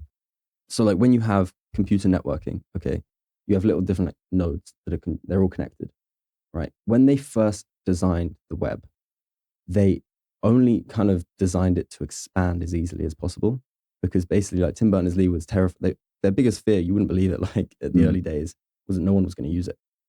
They thought, like, how can we convince people to use this? Because it was just kind of like this fun, geeky thing between researchers at universities, and they wanted it, you know, to build new cool stuff. And they didn't have anywhere near the kind of access to computation and programming that we do now. So pages took ages to load. The user experience was terrible. It was just really gimmicky. Okay. And so HTML was kind of created and optimized to just be connecting people as quick as possible. The early internet providers like AOL, you used to have to like connect a bank card in order to use it. So you paid for your usage. And so there was all this kind of infrastructure. It would have been possible in the early days to make it so that the more data you contribute to this, the more you get paid back. You could have just embedded it in the web.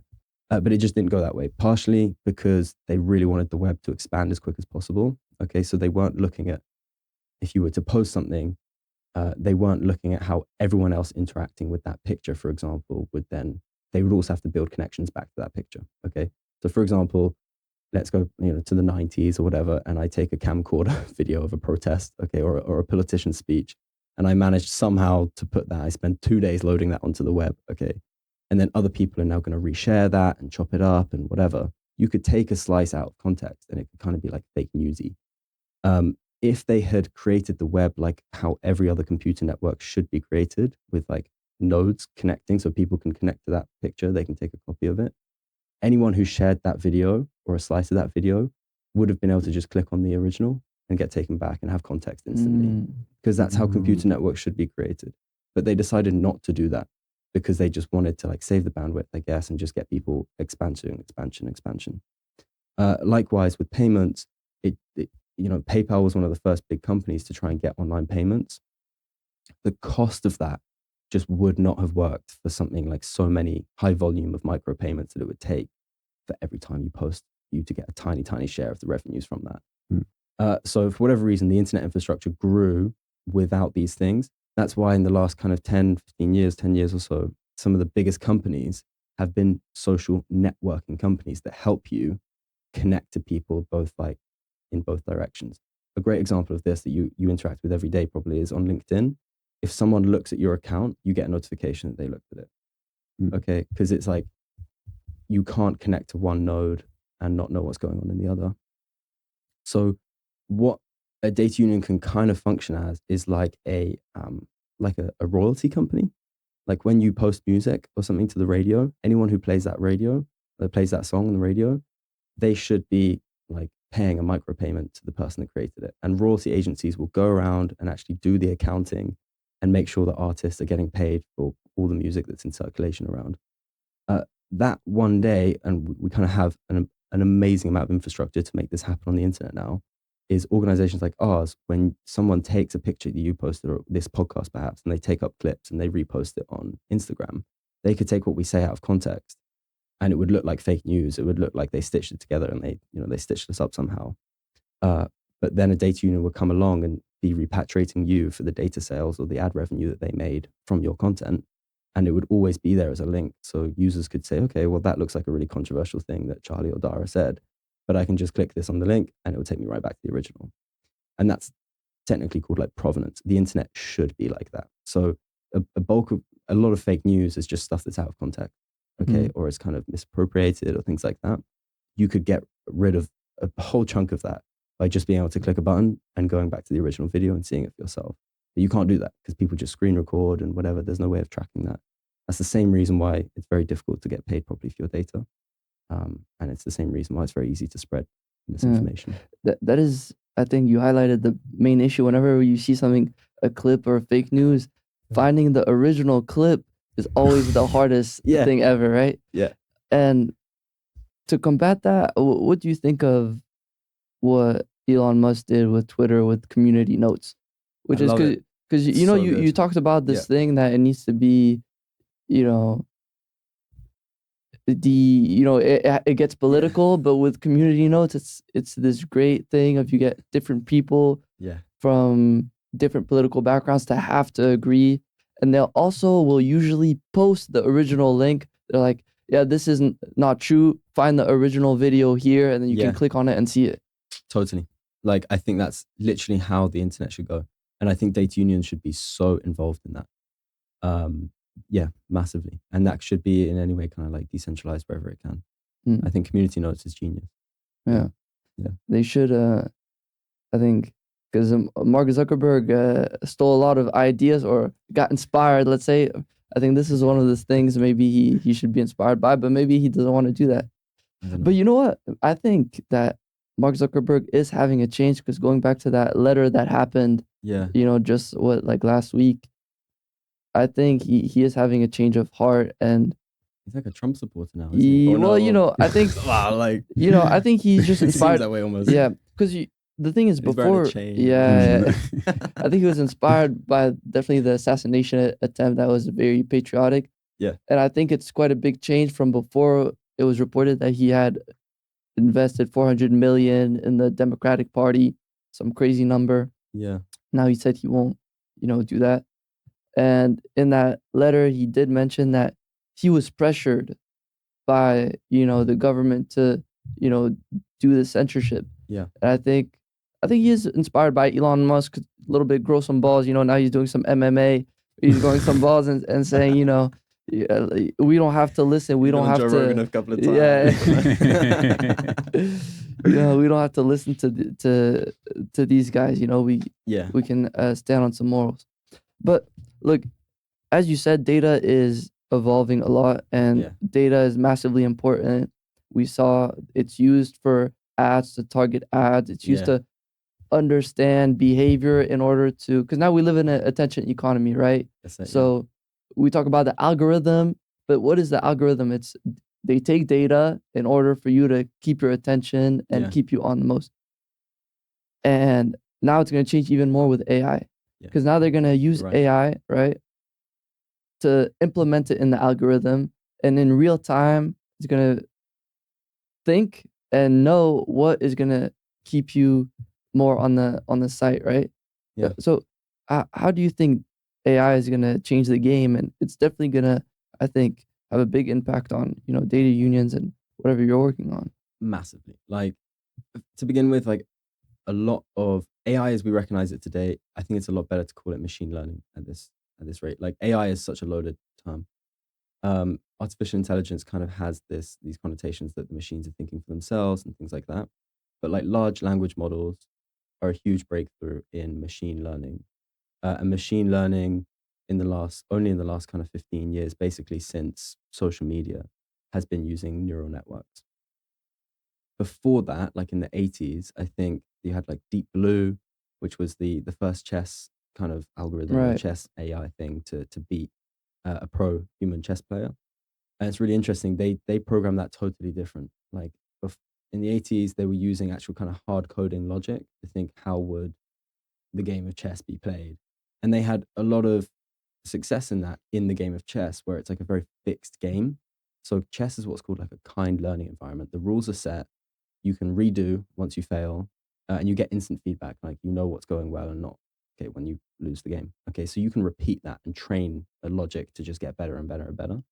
And that obviously got better than humans. But what's really interesting is that after Kasparov, the chess champion at that time, lost to Deep Blue, they then formed what's called like a cyborg league, where they said, right, Kasparov was said, I'm going to now team up with Deep Blue, and I challenge any other pro chess, I guess he had an ego, like any other pro chess player to find whatever machine learning or AI, whatever that they want to team up with, and we'll play each other. Okay, so I'll have an AI, I'll be Kasparov, and you guys can try and fight us. And they basically lost to an amateur chess player who, I think he was like a British naval engineer. He had a young computer science or statistics student with them, and like not a very sophisticated machine learning program. And what that shows is that just the statistical analysis and having like a bit of machine learning kind of opens up the doors to creativity. Okay, and it showed that as well, chess before AI, it really was a game of like how well drilled these chess players were. They were just very familiar with the game.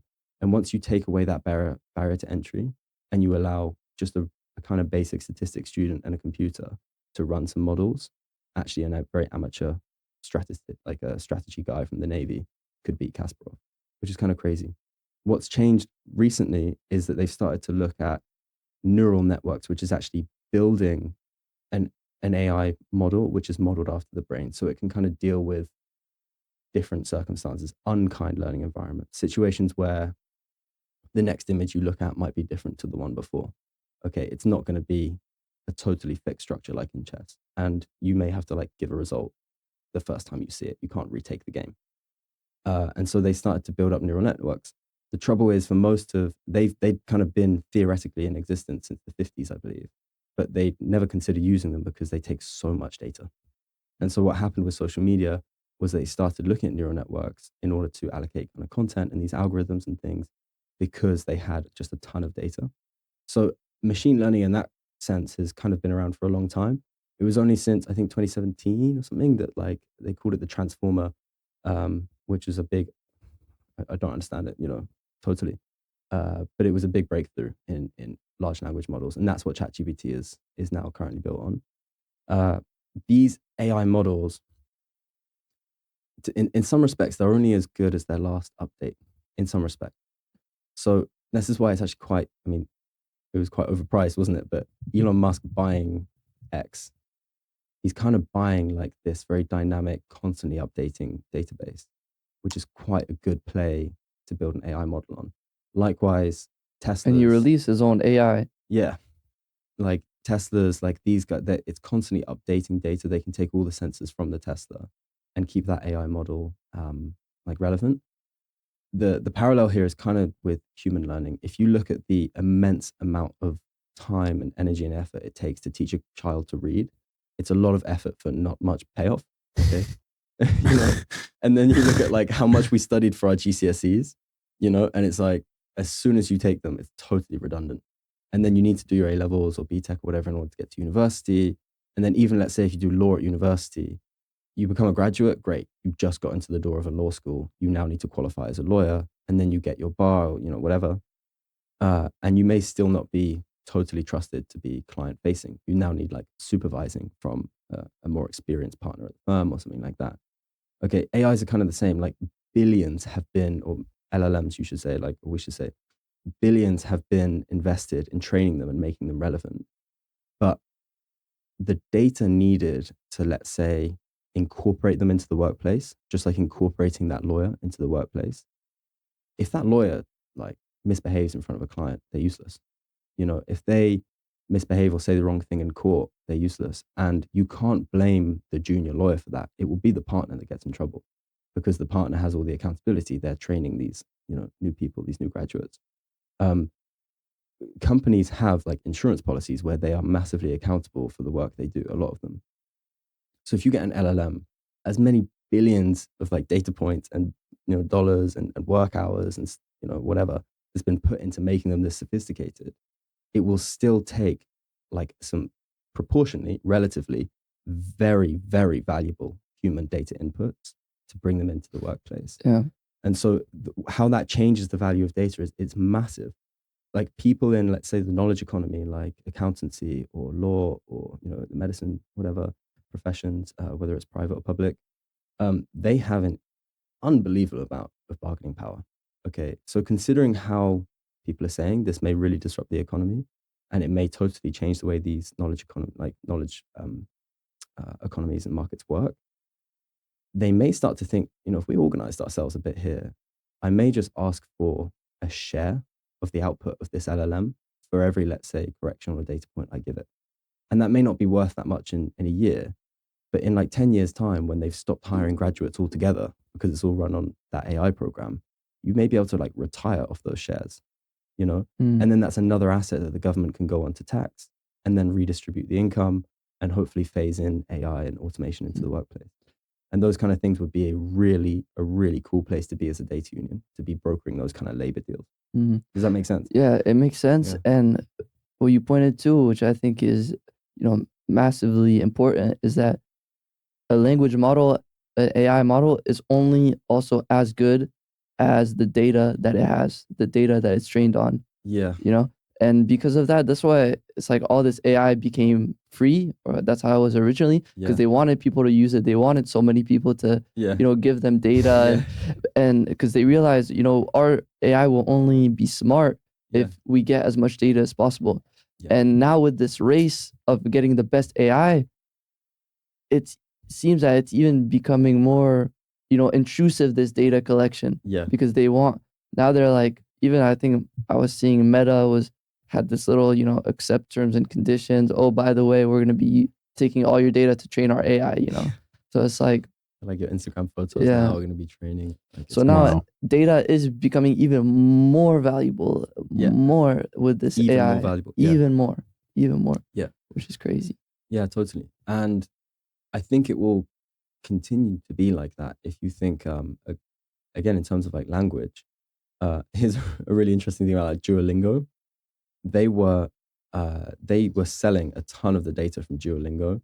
Basically, they crafted the whole app to be a cool interface into understanding how people learn languages.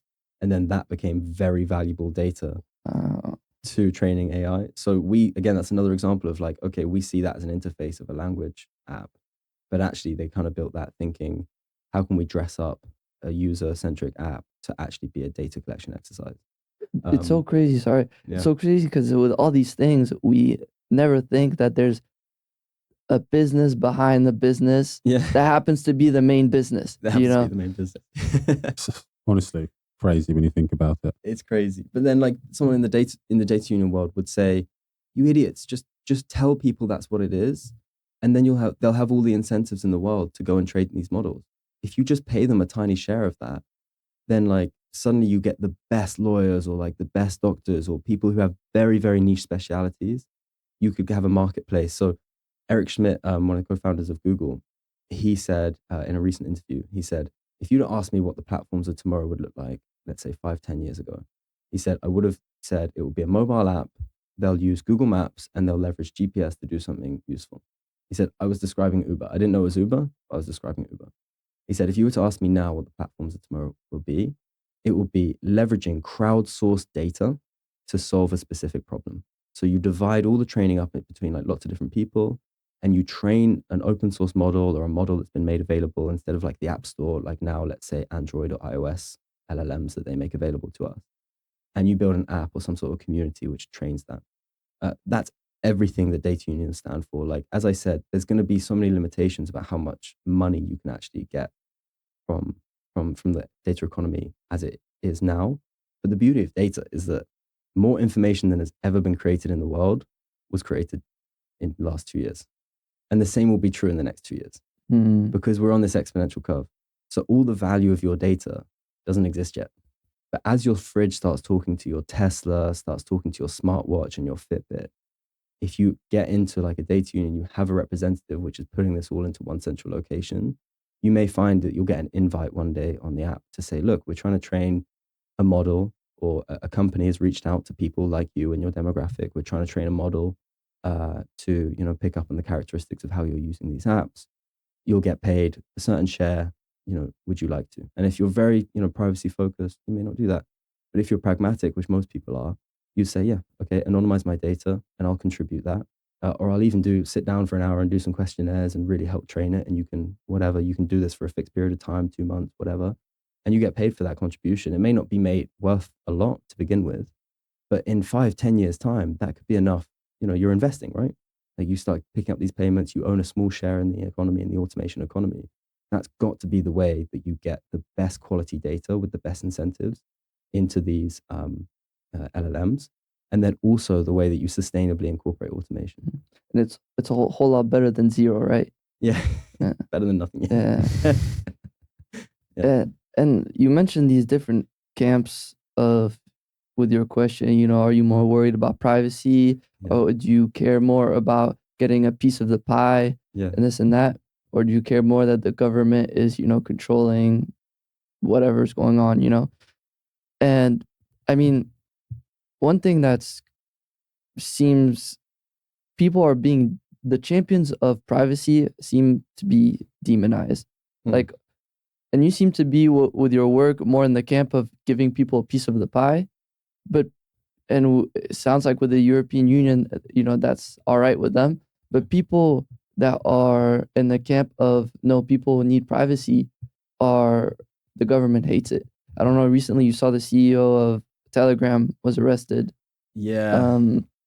In France. Yeah.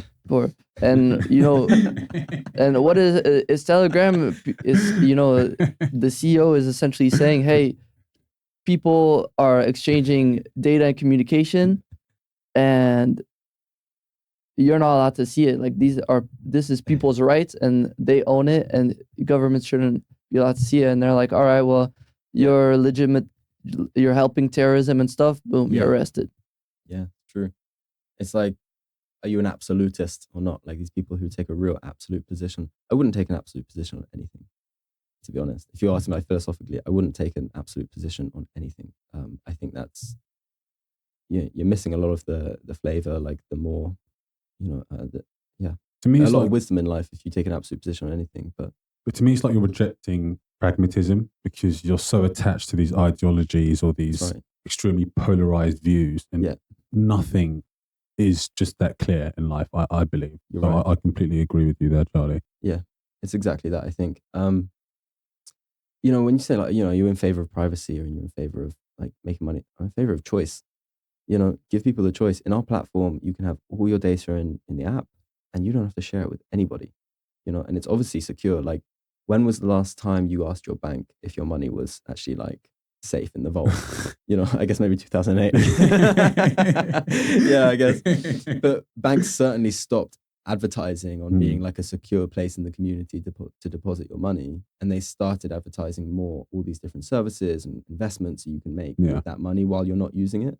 I see that's more the role of data unions, I think, is like financial services but for your data. Okay, so you can connect it with your insurance companies perhaps and get a discount or not. Okay, you should very much have the choice to not connect that to insurance companies, because otherwise there's a huge incentive for them to find out all kinds of information about you and then not insure you. So it's just about giving people the choice and brokering that. And you need an intermediary organization like a data union that has a sole fiduciary duty on the user to make sure that choice is like sacrosanct. Okay, just like a business would get prosecuted for trashing the company or not paying shareholders, we would get prosecuted for not affording people that choice. In terms of like, Telegram and stuff. So we've got a tool on our website, which it'll be live by the time this podcast is live. And anyone can go on there and enter in their email and they click find my data, and they'll get a link to their inbox just to verify it's their data they're trying to view. And that'll bounce them back to the page, and it will show them a preliminary list of all the companies and platforms like basically associated with that email address. But we can show you a few things, like if it's shown up in a breach, if the password's been leaked and things like that. It's just kind of like a freebie that we're giving to people to warm them up to the idea. And then, of course, they can join the union if they want to start requesting that data and putting it in an account. But we're giving that away for people, for free. Once you start requesting your data, again, as I said, like it will be totally private for you if you want it to be. Like it'll be safe, it'll be secure. You don't have to sell it if you don't have to. I really think that the future bargaining power around data is going to be having the choice to sell it or not. Okay. And being actually engaging in that economy, just like with your labor.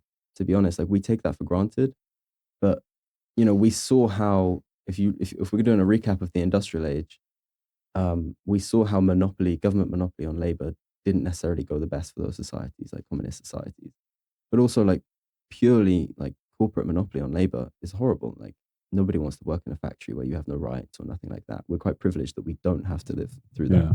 The best economies, the best societies that prevailed were the ones that had choice between the two. You had a healthy mixture. They weren't ideologically attached in the end to either one.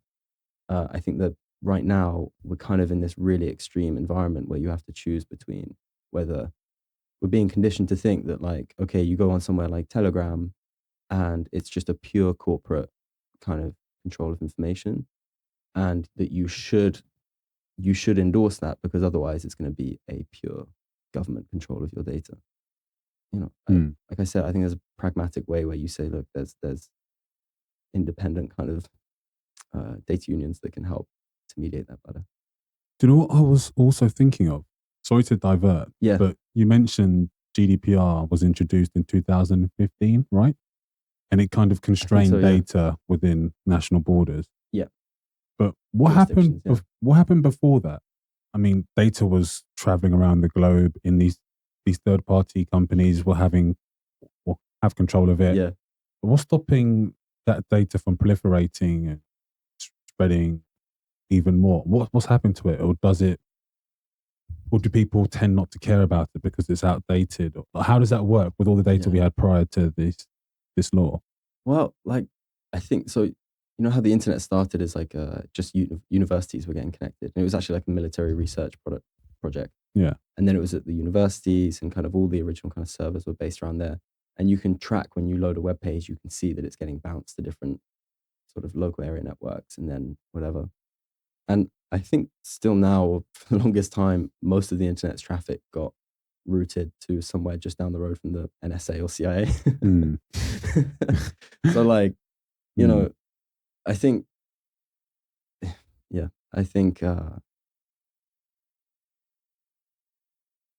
that's kind of just the reality of how it was built.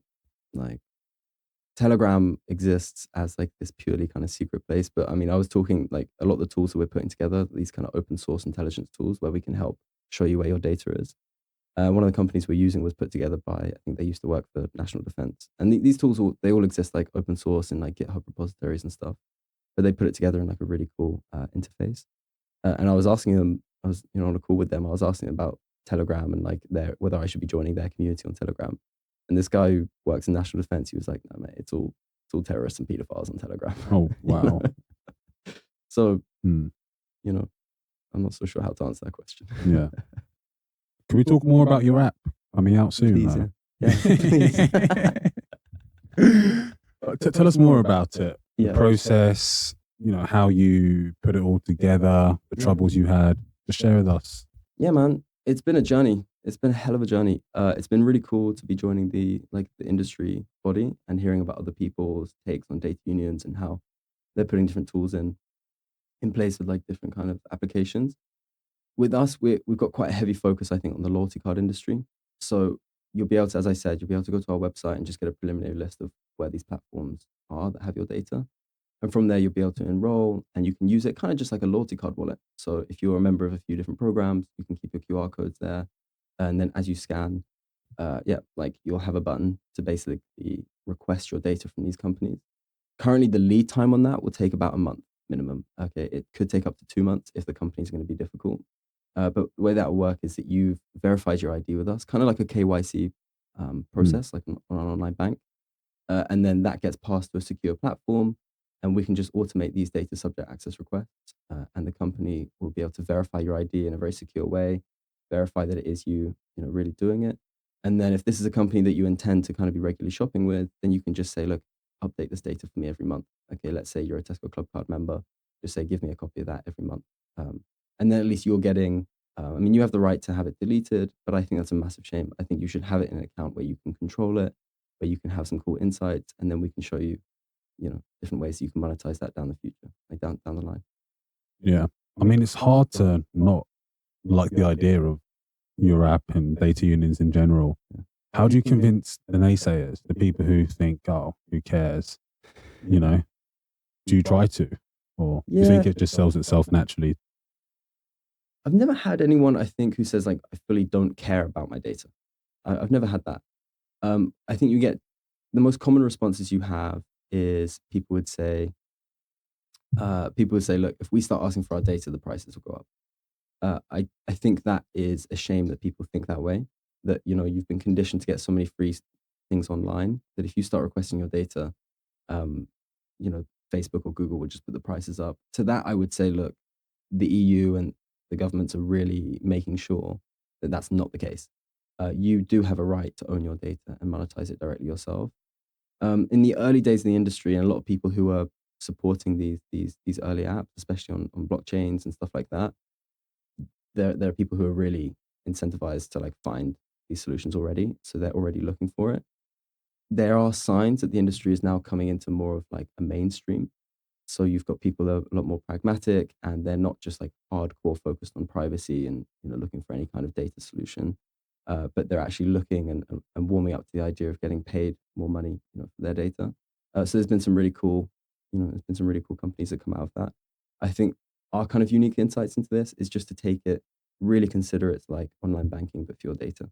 So it's out there. Other companies have it. They're using it. Just put it in one secure place. We'll teach you what it means. You'll be able to see what all the digital marketers see. You'll be able to understand what you look like as a consumer, why it's worth so much money. And then further down the line, you can sort of like monetize that directly yourself. Just to go back on Yeah. privacy, Yeah. it's good because, but just what are your thoughts on Edward Snowden? You mentioned him before. Yeah. Do you feel like he's a kind of a champion of data privacy and the data world? Do you think he'd like data unions? Man, I think that comes back to like, you know, when we were talking about privacy, Like, yeah. Yeah. I think that comes back to how we're talking about privacy in the practical sense, or the political or the economic sense. So I imagine someone like, you know, Edward Snowden would be pretty cynical, and he'd just say, yeah, good luck. But he's someone who works in, you know, he's someone who works in like national defense, or he's from that world. So they have a totally different relationship to it. If they wanted, if any, you know, someone in that world, or even now private companies wanted to go and get your information, they could. I'm sorry to say that there's probably not, you know, a very easily available technology stack that's going to be able to stop that. Probably not even like, you know, definitely not just like VPNs and things like that. So Edward Snowden, I'm pretty glad that I live in a world where we know about that. And I think it had to happen, right? I think a lot more like Julian Assange. Terrible how he's horrific. Yeah. He's just been released from prison with no charges. You know, we're supposed to live in a society where we have a free and open press, but as it turns out, that guy was only guilty of journalism, and they put him in prison for a very long time. I think we need to change the economic relationship with data, and with that, you'll get a changed political relationship with it. But you're not going to be able to politically engage with what data privacy actually means unless you actually have it in an account and you have the ability to tell people, or you have the ability to discriminate who does and does not have access to it. Because you don't really own a house if it's got no front door that you can lock, right? It's the same for any other asset.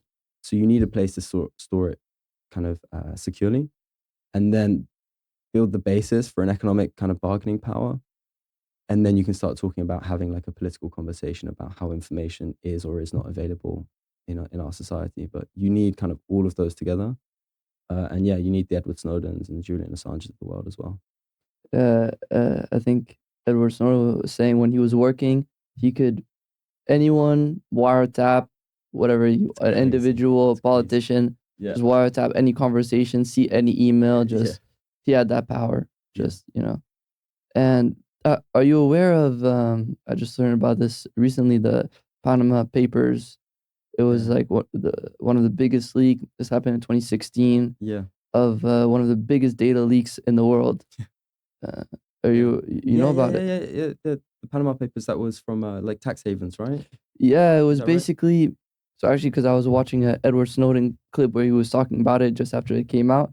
Yeah, it was basically, there was this company, this law firm Yeah. that specialized in creating these corporate structures, which are, you know, tax havens or offshore, Yeah. you know, companies.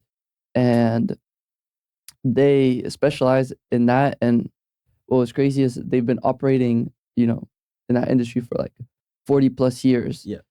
And basically what happened is, this German journalist, one time wakes up and gets, an anonymous source that says, hey, are you interested in data? On It's a real like, day at the office. yeah. It's like, are you interested in data? It's like, yeah, how much? Well, he's like, more data than you've ever seen, Jeez. And it's like 11.5 million, data Yeah. documents later. Yeah. They find out that, apart from these suspects that we would assume like China, Russia, Ukraine, Yeah. there was also these usual other suspects. usual suspects, Yeah. but they were not alone, right? There was also, prime ministers of like Iceland who had to resign. Yeah. Even I think, Prime Minister what was his name? David Cameron. Yeah. His father His father was very involved. was involved, had a company under his name that, allegedly hadn't paid taxes for like 30 years. Yep. And Edward Snowden was talking about that this reveals when something's changing in our democracy, right? Like these elites aren't playing under the same rules that we are, which is what democracy is. Normally we all abide by the same law, right? And I think that's, data privacy and things of that nature is really important. It's heavily, as we talked about, connected with, politics and how structures are changing. And there's this new paradigm that's happening where, instead of these public officials being open and accounting to us, the people, they're becoming more secretive about their intentions and their assets and their intentions.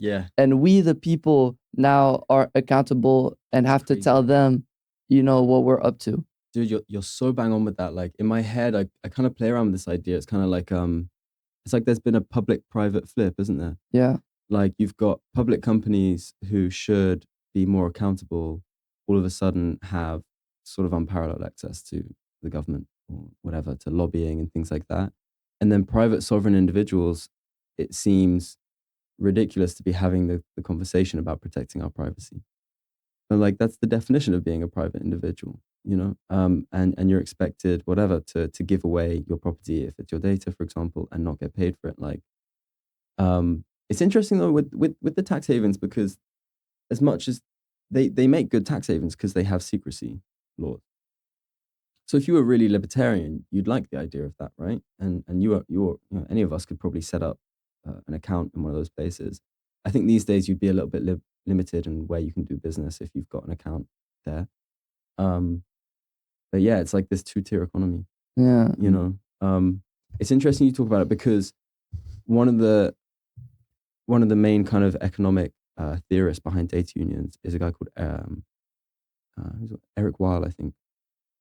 No, Eric Posner, and I'll have to find the other guy's name, and Jaron Lanier. And they published a book called Radical Markets.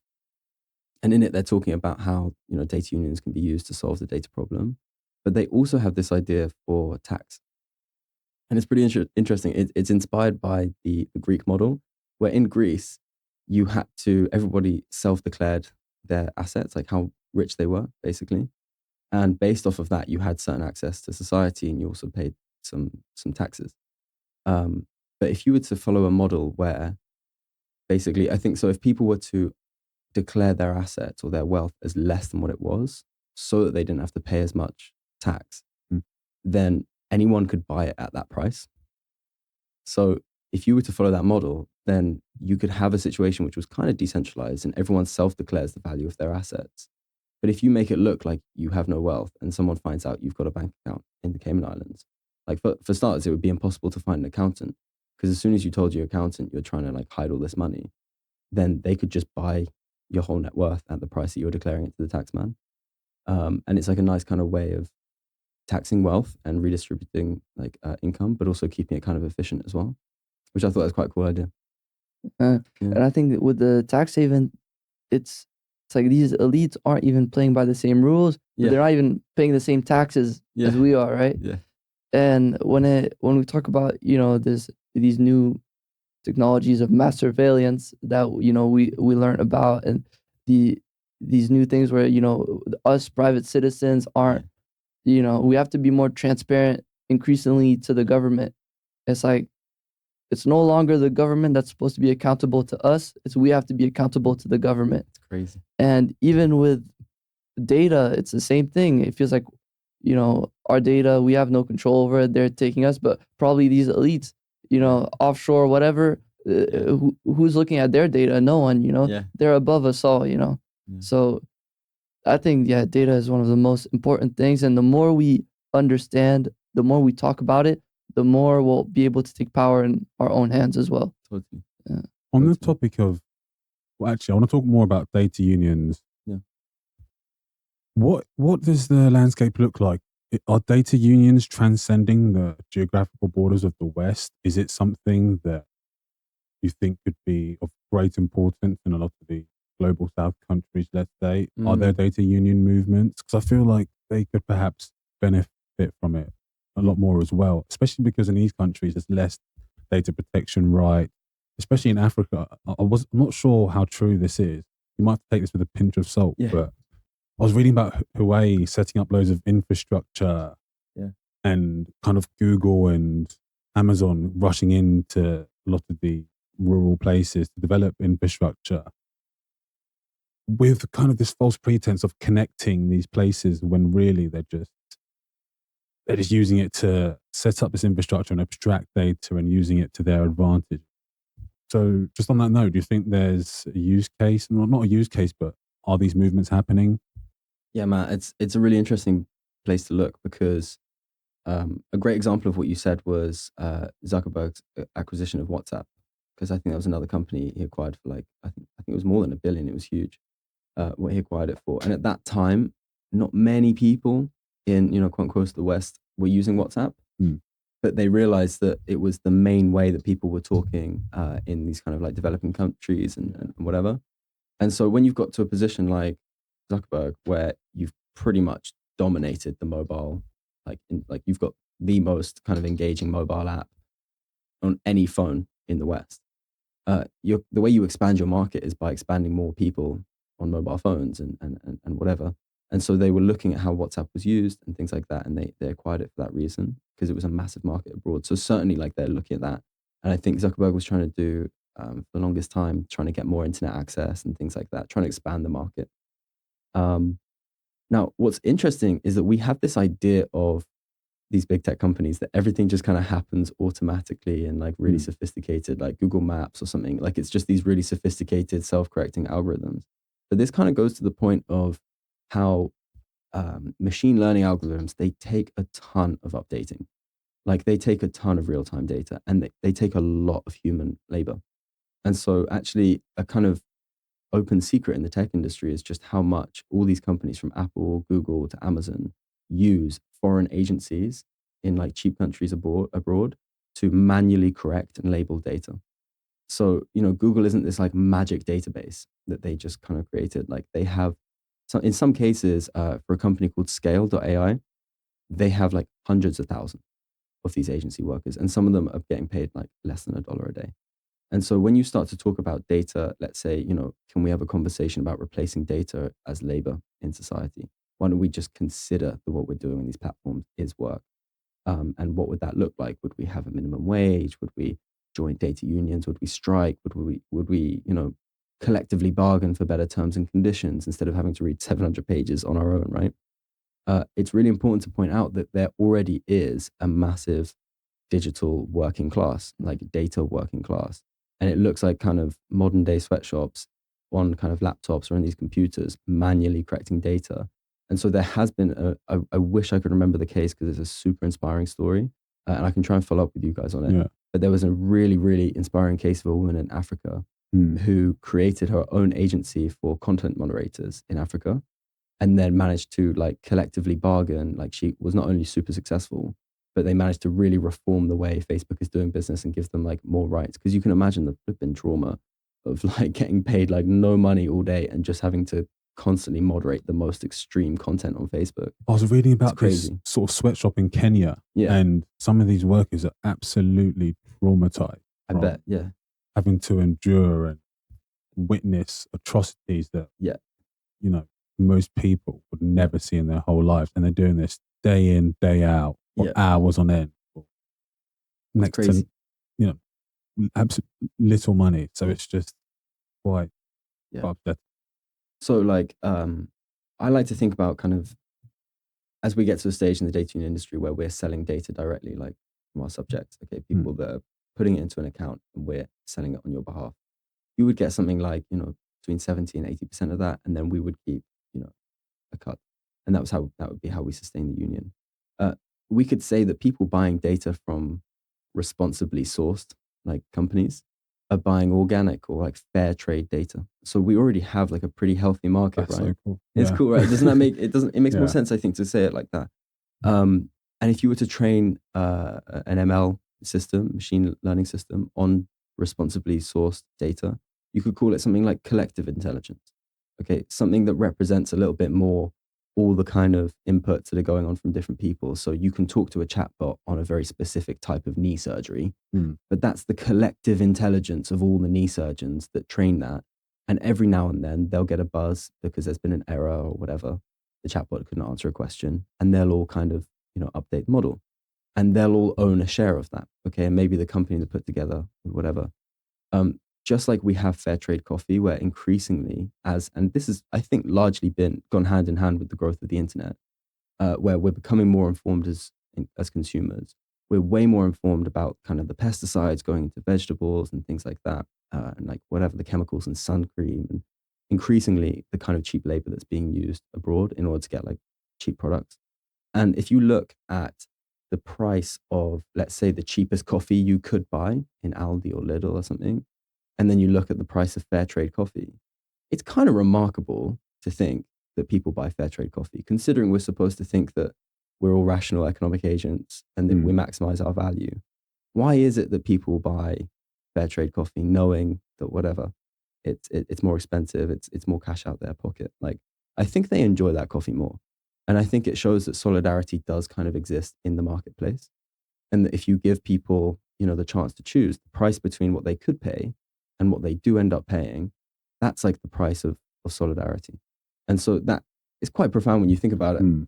I think it's beautiful because people talk about how capitalism kind of ruins humanity, makes us more selfish, but still within the system, you still see signs of altruism, and it doesn't, and, you know, people like to see us as human beings as evil and morally corrupt, but it's not as clear as that. And I think acts like that or instances like that show that we are also altruistic. We also have compassion and care.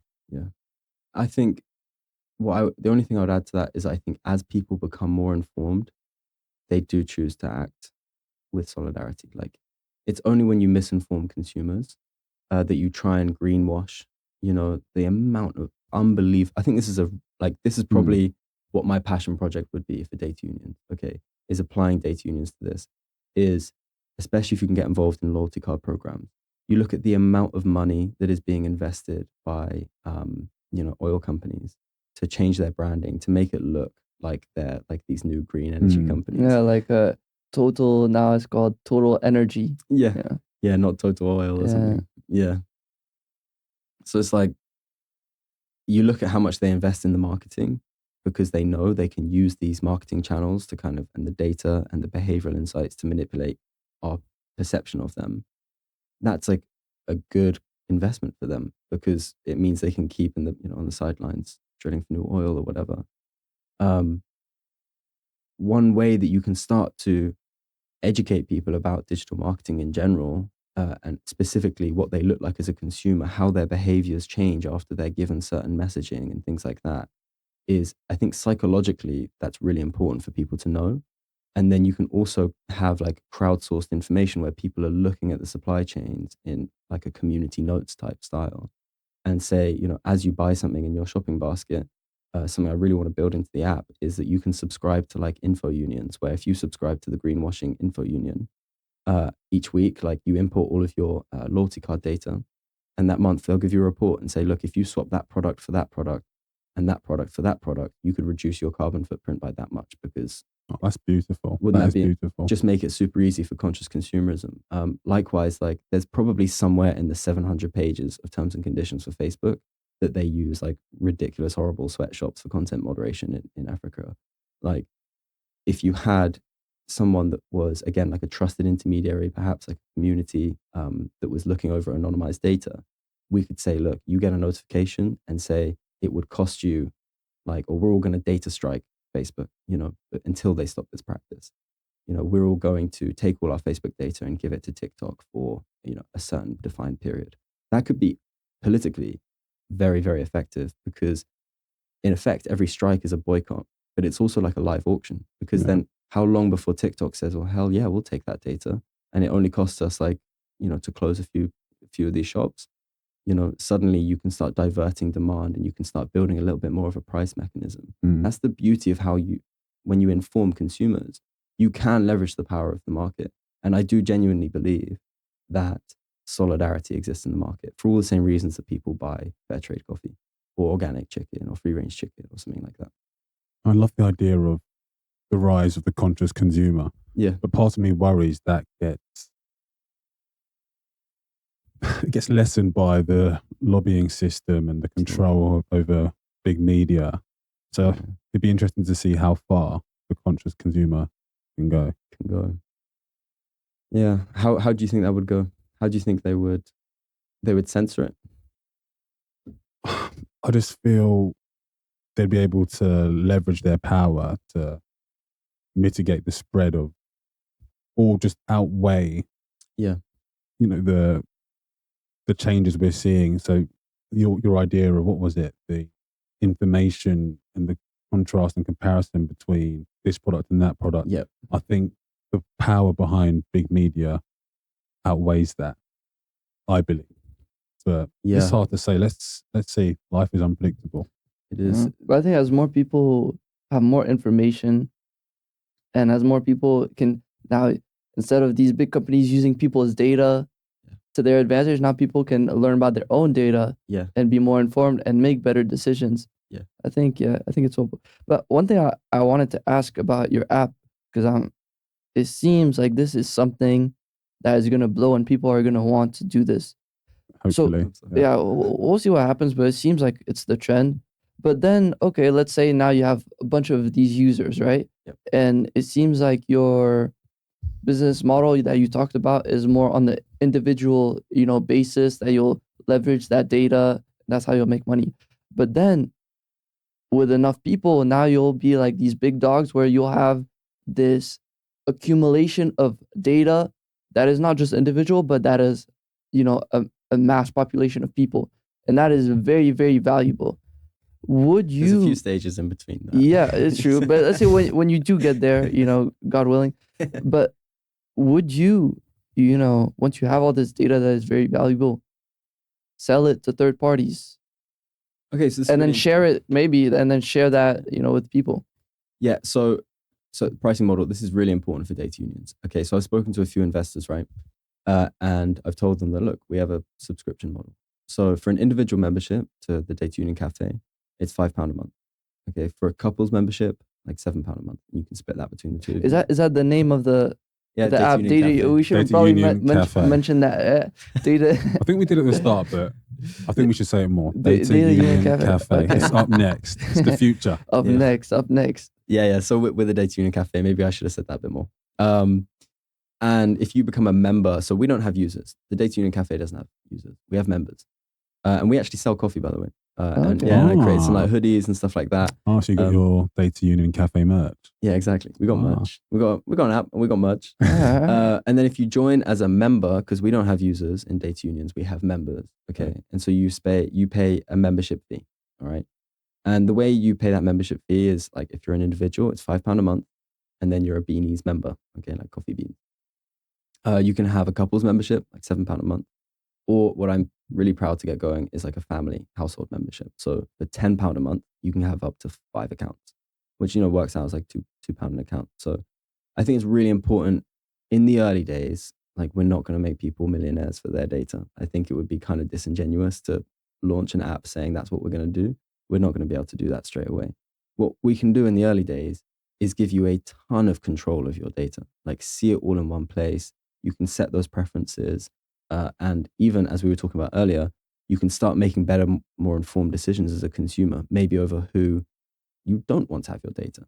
Okay, maybe there's a company accessing that you don't in any way agree with their morals. Okay, and maybe they're a company that you can't put out of business overnight, but you can certainly take your data out of their database. So I think while we're still building up the economy of, and it's called like zero party data, as we're building up this fair trade data economy where we build our membership and we can start selling the data ourselves and start cutting those direct relationships with brands, which is good for them because then they're responsibly sourcing their data. And so more consumers will obviously respect that, just like with fair trade data and all the rest of it. As we're still building that, what we can offer you is, like, I promise, some really good tools of how you can get your data out of databases that you're uncomfortable with it being in currently. I think that's something you can give people straight off the bat. It's really important as well that we pay a subscription.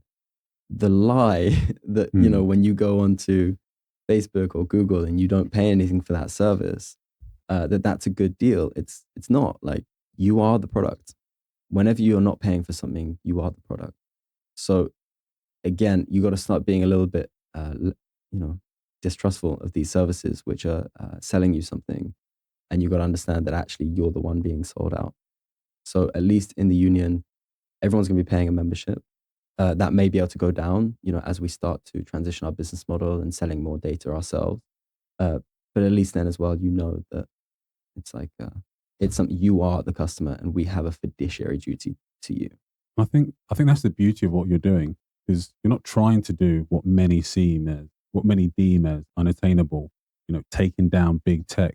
You're essentially, to me, what you're doing is the embodiment of this new era of capitalism we're in. It's not this fight between capital and labor anymore. Yeah. Data has a key role to play, and we should ensure people have ownership of that. We should ensure people can see what's being done with it. People can monetize off of it, and it's so important going forward. And I really hope Data Unions takes off, and you play a massive part in people becoming aware of it and using it. And it's just a thing that people people will just be using. I hope so. Yeah, I think already in this podcast, someone that isn't really aware of data already now, learned so much. I hope it's been helpful. I mean, even me, I learned so much. And I feel like I'm pretty, privacy oriented. So maybe I would be more aware than the average person, but I learned so much. And for me, Charlie, I was one of those people who kind of ignored some of the mal that occurs with big data and data being everywhere. I kind of just said, listen, it's beyond me. What can I do? Yeah. I've clicked on so many cookies. What's the point in even fighting back? But you're like this beacon of hope, honestly, or sort of not leveling the playing field, but you're really helping us, or helping people fight back, So I'm honestly, it's an absolute pleasure to have this conversation, an absolute pleasure to meet someone as fantastic as you are. And I just wish you all the best in the future, the Data Unions and the Data Union Café. Data Union Café. Fellas, means the world to me to be here. Thank you so much for having me. Yeah, no worries. Awesome. And thank you. If it's ready, we'll put the link to the merch. We'll put the link to to everything you want We're your in the biggest description. Fans. And thank you so much, Charlie. Appreciate it, fellas. Yeah. Man. Yeah, man. That was great. Charlie, fantastic. Man. Fantastic.